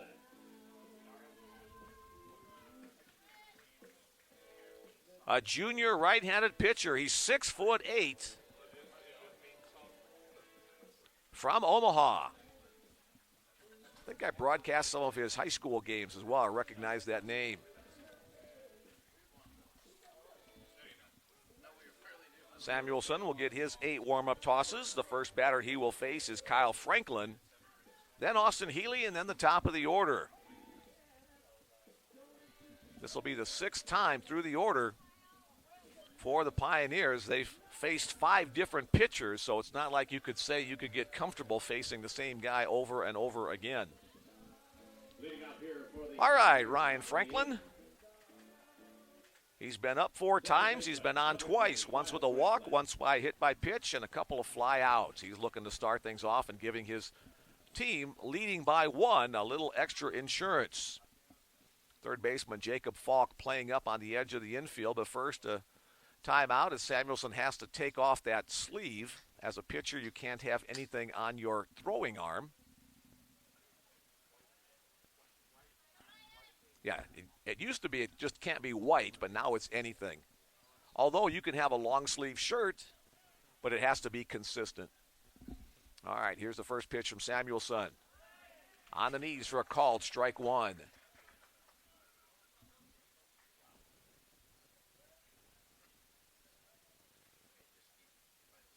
Can you find out where Samuelson went to high school in Omaha for me, Bill? I know you've got 1,000 other things to do. I recognize that name from somewhere. It's driving me crazy. There's another call on the knees for 0-2. Franklin hitting .368 coming into action today. But timeout as looks like the shortstop, Jose Cevallos, needs some attention. Gretna, yes, I did some of his games. I used to do some radio work for Blair High School, which is part of the Eastern Midlands Conference. And Gretna, one of their opponents. So it looks like he's going to be coming off the field, walking very gently. He ran hard down to first base and through a dive, may have jammed an ankle or a back or something, but whatever it is, Jose Cevallos will come out of the game. Carlos Benavidez will come on to take the place for Cevallos.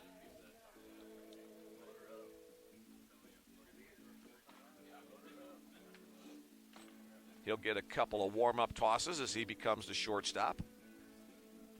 Cevallos will not be able to re-enter because he was already pinch run for in that last inning, so you can re-enter 1 time for your starting players. Hopefully Jose will be okay. He'll get some medical attention from the Bulldogs staff. And also from, he won't get any attention from Tyler Komitcher. He's sitting up here watching the game. Kudos to Tyler for his good work throughout the season with the Bruin baseball team. He's on hand today to offer his medical expertise when needed. All right, Kyle Franklin. 0-2 the count as Samuelson back to work on the mound. Swung and missed at a high fastball. The first man faced by Ryan Samuelson is struck out. Here's the shortstop, Austin Healy. Again, Carlos Benavidez now on at short for the Concordia Bulldogs. Here's the Pioneer shortstop at bat. He has 2 hits today, 2 for 4. First pitch swinging, fouled up onto W Street.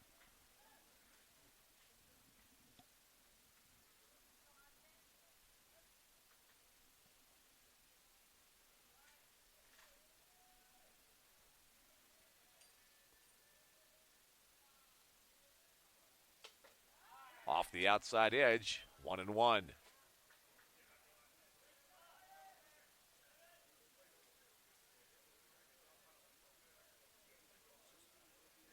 Seventh game of this Bellevue bracket opening round.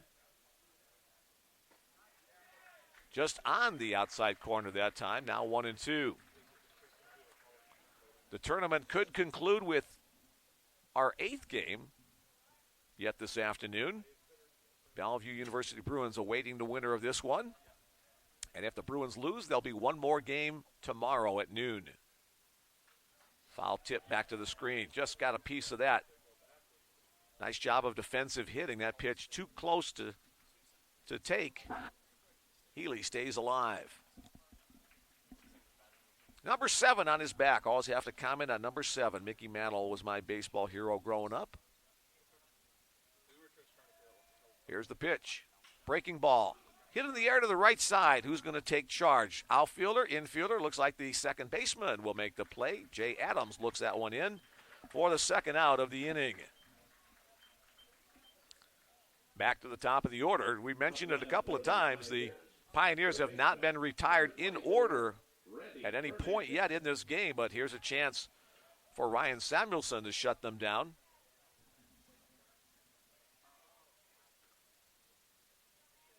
"6'8" on the frame of Ryan Samuelson, working exclusively from the stretch. Here's his first pitch. On the outside corner, called strike 1 on Randy Fernandez. 6th time that Fernandez has been up to the plate in this game.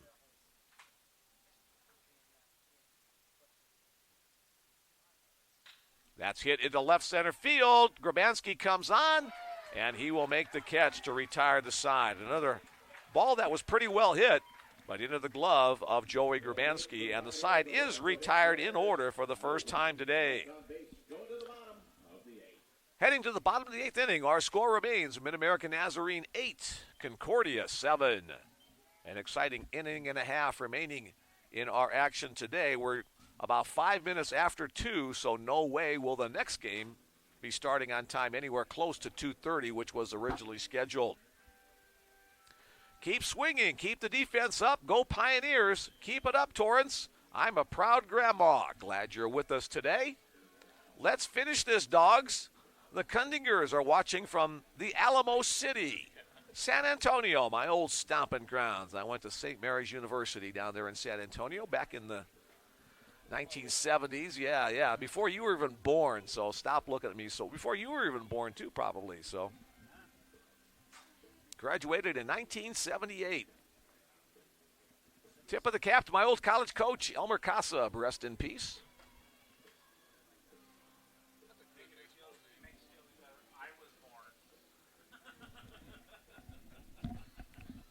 All you youngsters up here with me. I like it when somebody identifies themselves on the text as the grandma or grandpa. That's my people there.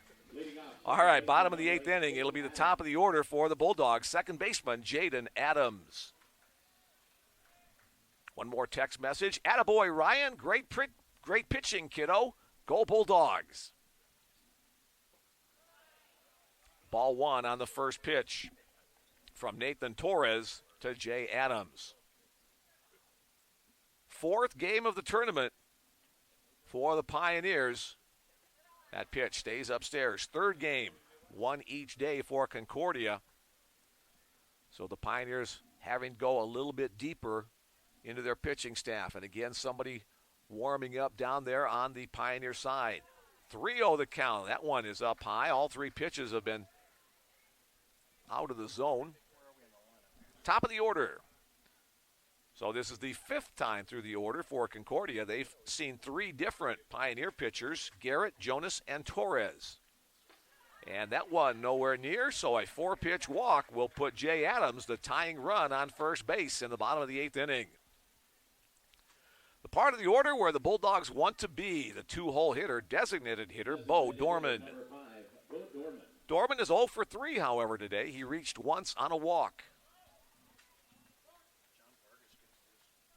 John Vargas is the pitcher getting loose for Mid-American Nazarene. We saw him in Game 1 of this tournament. That pitch called strike one at the top of the zone.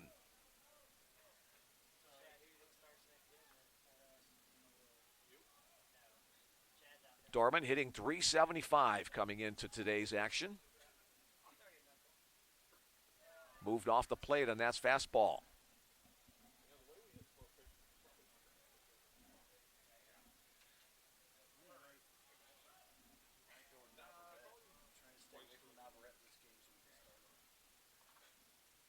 The 1-1.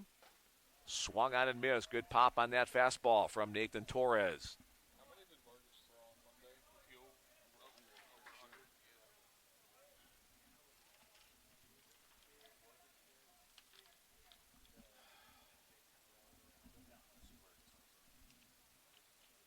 Here's the 1-2 pitch, fouled out of play.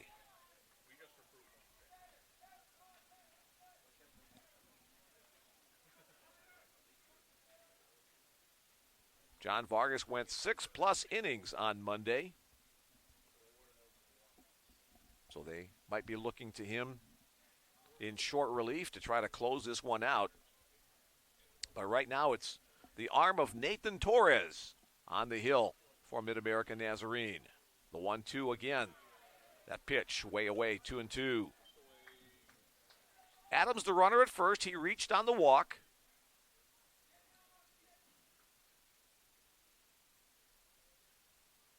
Adams has 9 stolen bases on the year. 9 out of 10 attempts. That pitch hits the batter on the back elbow. He got the front part of his body out of the way, but that back elbow, that's going to sting a bit as he's hit by pitch. That'll move Adams to second base into scoring position. And the Bulldogs, who have trailed the entire game, trainer starts running out. He gets the stay in the dugout from Bo Dorman. He looks like he's going to be okay.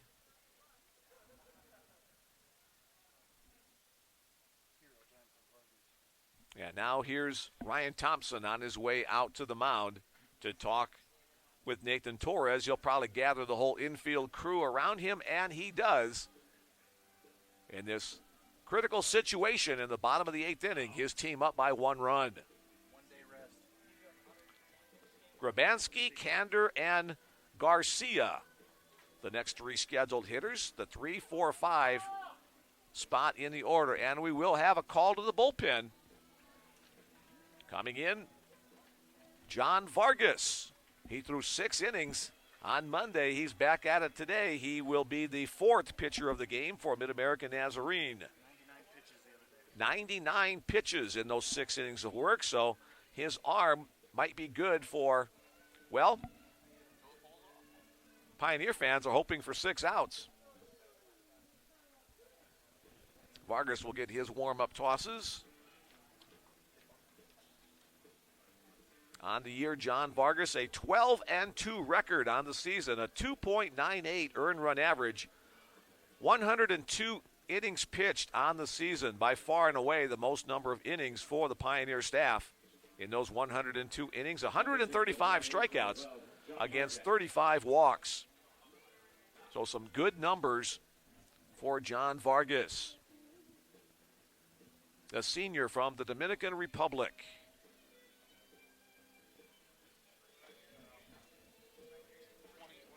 Yep. Take this opportunity to look again at the text messages. We got in late for the game, but we're here now. Go Bulldogs. Bo and Beth from Washington from Palisade, Colorado. All right. Our people with the peaches. Was there another change?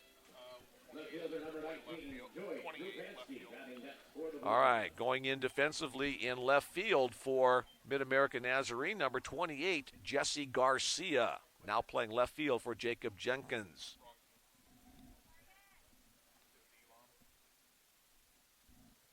Oops, sorry. We'll get that again. Here's the first pitch from Vargas, a breaking ball for a called strike one.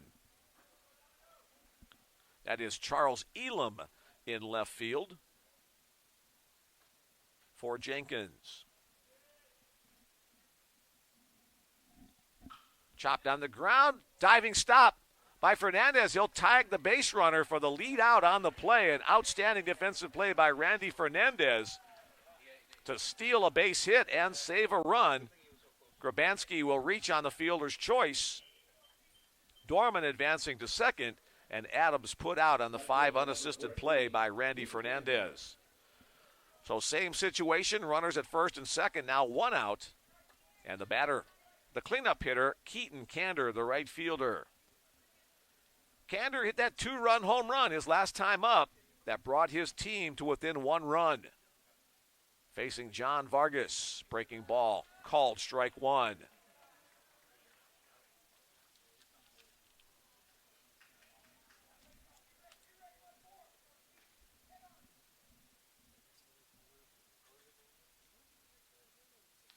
Swing and a miss on a nice slider. Vargas faced these Concordia Bulldogs in day 1 action. I said he went 6 innings. He allowed all 4 runs scored in that game to take the loss. Swing and a miss on the slider. First base is occupied, so Kander can't go anywhere. The strikeout, the first since coming on for John Vargas. So a ground out and a strikeout as Vargas trying to hold the Bulldogs down. Here's Jesse Garcia, the first baseman. He re-entered the game after Alec Blakestad pinch ran for him in the 7th.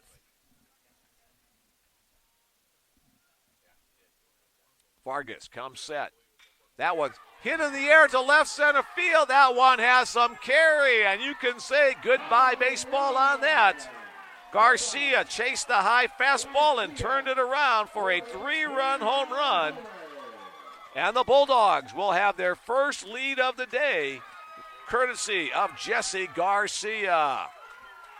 A monster blast over the left center field fence scores Dorman and Grabansky ahead of him. Now, what was a 1-run deficit becomes a 2-run lead at 10-8 for Concordia University. 5 RBIs on the day for Jesse Garcia. Make that 6. Had an RBI in the first, 2 more in the 5th, and now 3 on that blast in the 8th. Here's the catcher, Ben Berg. Down low on the first pitch from Vargas. The tide has turned. Concordia has trailed the entire game, but they now take the lead. Foul ball off the bat of Berg. 1-1 to count. Here's the replay of that blast. Boom. Down the middle of the plate, a little bit up in the zone. And Garcia turned it around out into the parking lot. Out onto U Street. Berg down the right field side. That one's tailing. And it'll drop in foul territory. Torrance, the right fielder, giving chase, but ran out of room.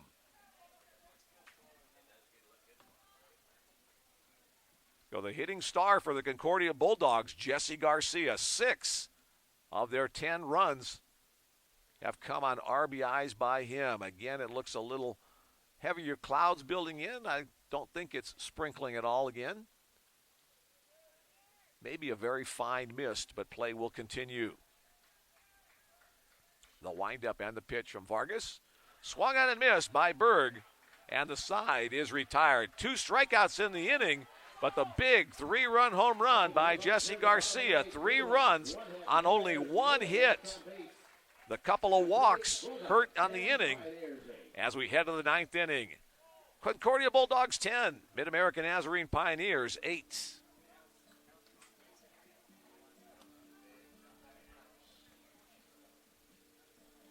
Well, we talked about the 14 base runners left on Hopefully that wasn't going to come back to haunt Coach Ryan Thompson and the Mid-American Nazarene, but they would love to have a couple more of those left on bases on the runs column of their team. Last chance hotel for the Pioneers, but they're in a good spot in the order.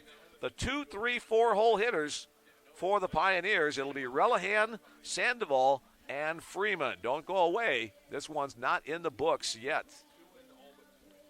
Again, the Bellevue University Bruins will take on the winner of this game in the championship round. That game will begin about 45 minutes or so after the completion of this one. Bomb card on Chai Chai or Chi Chi works every time. Go Dogs.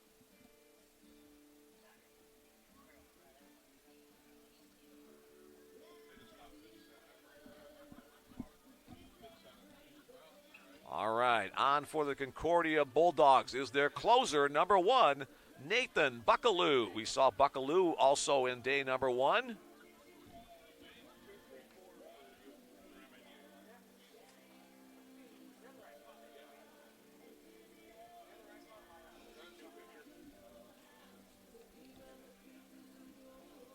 Let's tell you a little bit more about Nathan Buckaloo. Besides, he has a fun name to say. Buckaloo now 2-0 on the season with 7 saves, a 2.16 earned run average in 25 innings of work, all of them in relief. Opposing batters are hitting 198 against Buckaloo. In those 25 innings, he has struck out 27 and walked 5. So trying to get the save. The pitcher of record for the Bulldogs right now is Ryan Samuelson, who came on with 1 inning of relief work. He stands to be the winner if Buckaloo can earn the save and shut the door on the Pioneers.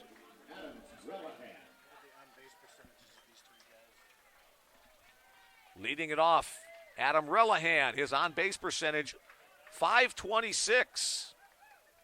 Excuse me, 483, looking at the wrong number there, but very impressive on-base percentages for these 3 hitters. Looks at ball 1. Let's see if the Pioneers might be taking a strike against Nathan Buckaloo.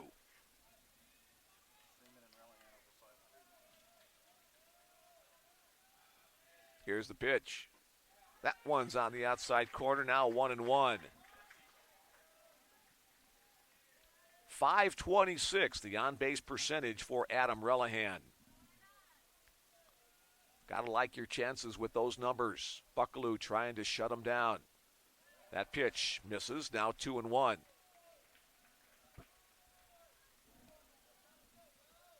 Buckaloo, a 5'11 junior from Urbandale, Iowa. Looks in, gets the signal from Berg. Comes set. Down low. 3-1 the count. Again, umpires not making any fans today. A lot of close calls in this one. 3-1 the count. Advantage to the hitter, Relihan, if he wants to sit on a pitch. And he'll draw the walk. So again, a situation where you don't want your relief pitchers to walk the leadoff guy, but we've seen it the last couple of innings quite frequently. So Relihan on at first. Relihan with decent speed. He's 4 out of 5 on stolen base attempts, but he's not going to be stealing here as you send the catcher, your power hitter, Joshua Sandoval, to the plate. He's a 521 on base percentage guy. He's also hit into 7 double plays on the season. That's what the Concordia team is hoping to turn. First pitch called, strike 1. Again, remember, a new shortstop in for Concordia. Or excuse me, it is Carlos Benavidez now at shortstop, having to come in last inning, replacing the injured Jose Ceballos. Breaking ball misses away. 1-1. Sandoval, the home run leader for Mid-American Nazarene. 21 dingers on the year. One here will tie it up. Runner does go as Concordia not really paying any attention. His run does not count at all. Stolen base, we'll give it credit to him. So all the attention focused on Joshua Sandoval at the plate.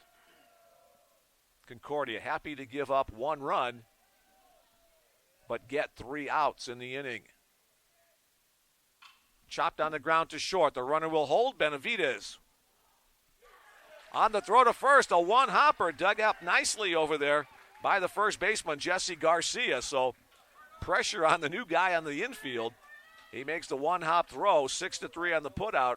Relihan has to stay at second, but that would have been a chance for a double play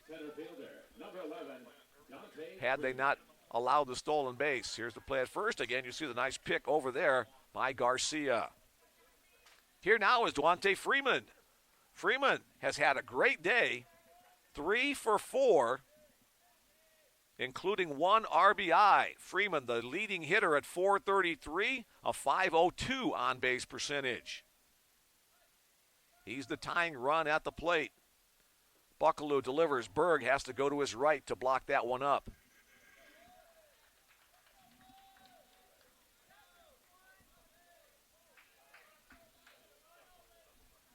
Mid-American Nazarene bench trying to create some positive vibes up the first baseline.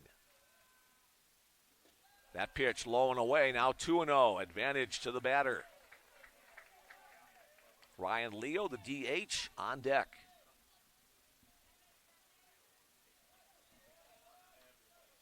Top of the 9th inning, this elimination game. Breaking ball chopped on the ground. Benavidez bobbles it at short, and he won't be able to make the play. E6 on the play. And also allows Relihan, the runner at second, to advance to third. Designated hitter, number 15, Ryan Leo. Almost had it a couple of different times. Here it is.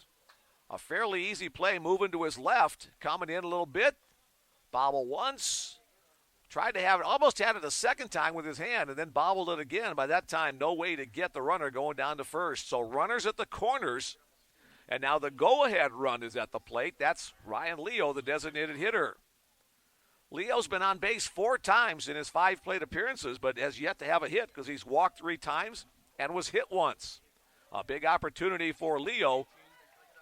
He's a .425 on-base guy on the year.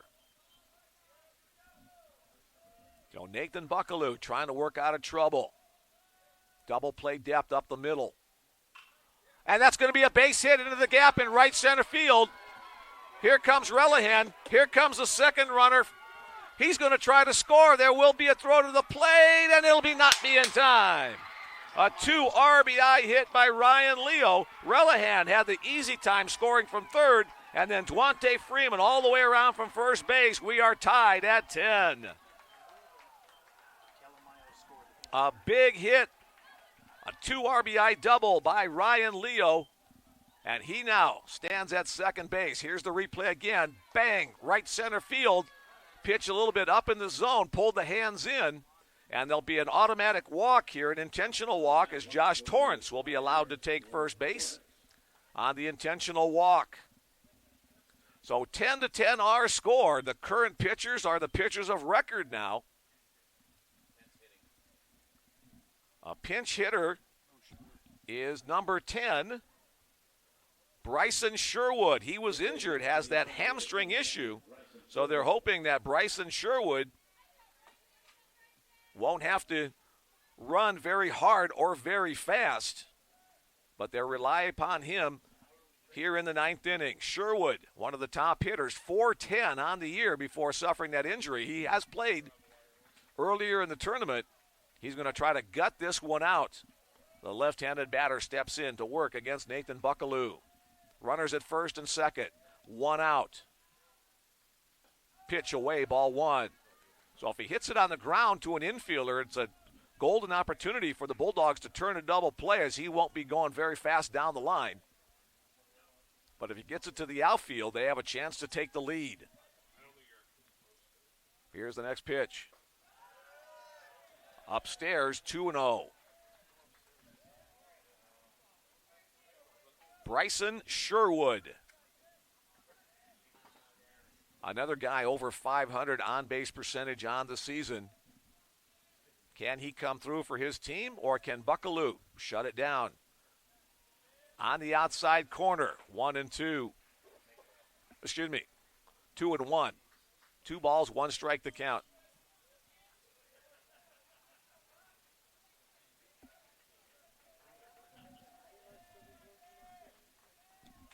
Nathan Buckaloo comes set. Hit hard to short. Benavides handles that one. The shovel to second to throw it from the bag, and they do take it. And just as we described, anything to an infielder is going to be an easy double play. Benavides got it started, went to Adams at second, who made an acrobatic turn in plenty of time to get it over on the 6-4-3 double play. But the Pioneers do get 2 runs in the inning. The big hit, the 2 RBI double by Ryan Leo. 2 runs on only 1 hit. There were no errors and 1 left on base. As we head to the bottom of the 9th, 10-10 our score in this slugfest between the Bulldogs and the Pioneers. So John Vargas is off the hook.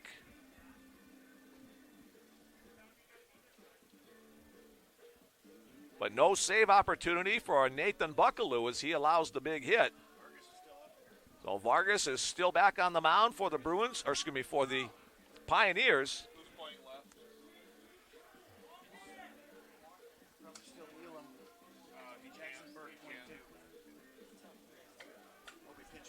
Yeah, so 22 is in left field. Left fielder is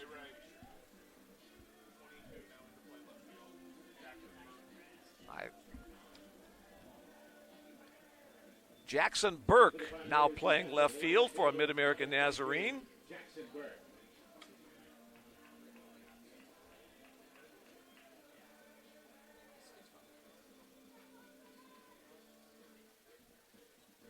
All right, here we go with the bottom of the 9th inning.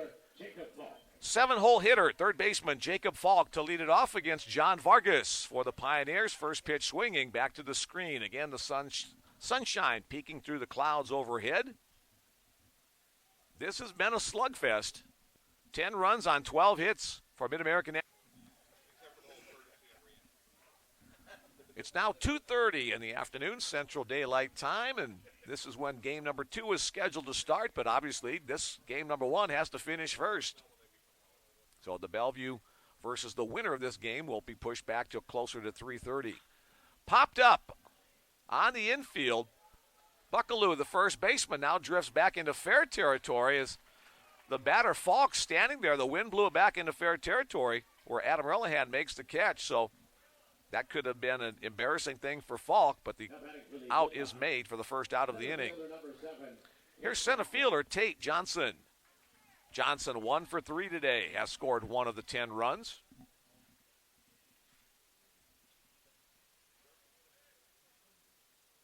Up and away.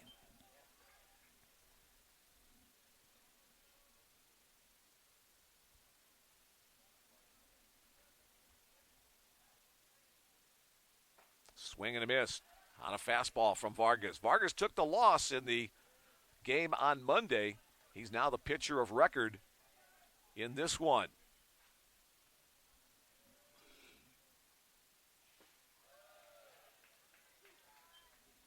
A late called strike 2. 1-2.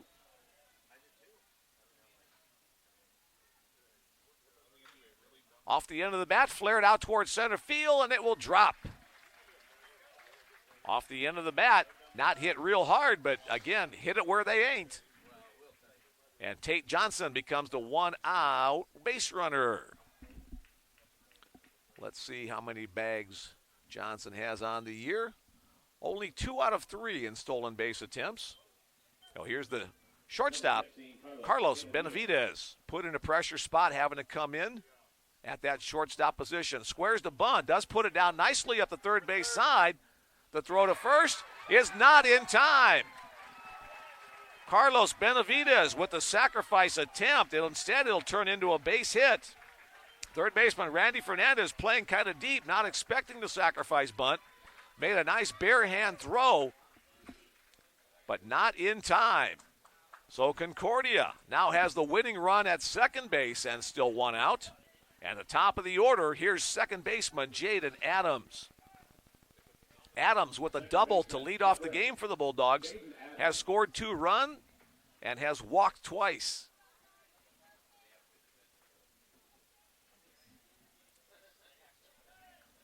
So Vargas working with 2 on. The second runner doesn't really matter much. It's the runner at second. That does. First pitch, ball 1. Tate Johnson carries the winning run for the Bulldogs. An exciting finish to this one. We may not be done yet through 9 innings. That's to be determined here in the next couple of pitches. Ball 2. So advantage to Jaden Adams. He can be selective here. Bo Dorman awaits on deck if needed.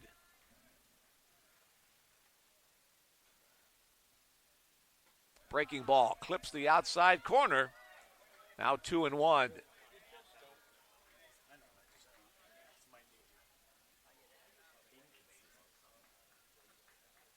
A low-scoring first matchup between these two teams. Not the case here in the second time around. That one gets past the catcher all the way to the screen. On the wild pitch, Johnson will advance to third, and Benavidez will advance to second. You've got an open base at first. Behind in the count 3-1, and it will be an intentional walk that will send Jay Adams down to first base. That means there's a force play involved at any base. Pioneers will bring their in. Let's see how they do. They may try to stay back for a double play. They have a good DP combination, and that's kind of what they do. The batter, the designated hitter, Bo Dorman. Dorman, a .375 hitter on the year, 40 RBIs. He would love to make it 41 in this spot, and now the Pioneers rethink the situation and bring their infielders up. You can't really take a chance. You give up territory. Here's the pitch. Dorman, line drive, fair ball just inside the right field line. Bo Dorman delivers the RBI base hit to give the Concordia Bulldogs an 11-10 victory over the Mid-American Nazarene Pioneers. The Pioneers led it for most of the game, but they're going to come away empty as a big 8th inning and a big 9th inning earn the victory for the Concordia Bulldogs and will carry them into the championship bracket of this opening round tournament. 11 runs on 11 hits and 2 errors for Concordia. 10 runs on 12 hits and 2 errors from Mid-American Nazarene. With the victory, the Concordia Bulldogs move to 40-10 overall. Here's that pitch and hit. Bang! And it's just about 2 feet inside the left field line. You can see some jubilant Bulldogs jumping up and down as they see that land just inside that painted left field line. Runner crossing the plate. Tate Johnson will officially be the guy that comes across to win it on the RBI single by Bo Dorman. What an exciting ball game to bring you here, and yet one more to go.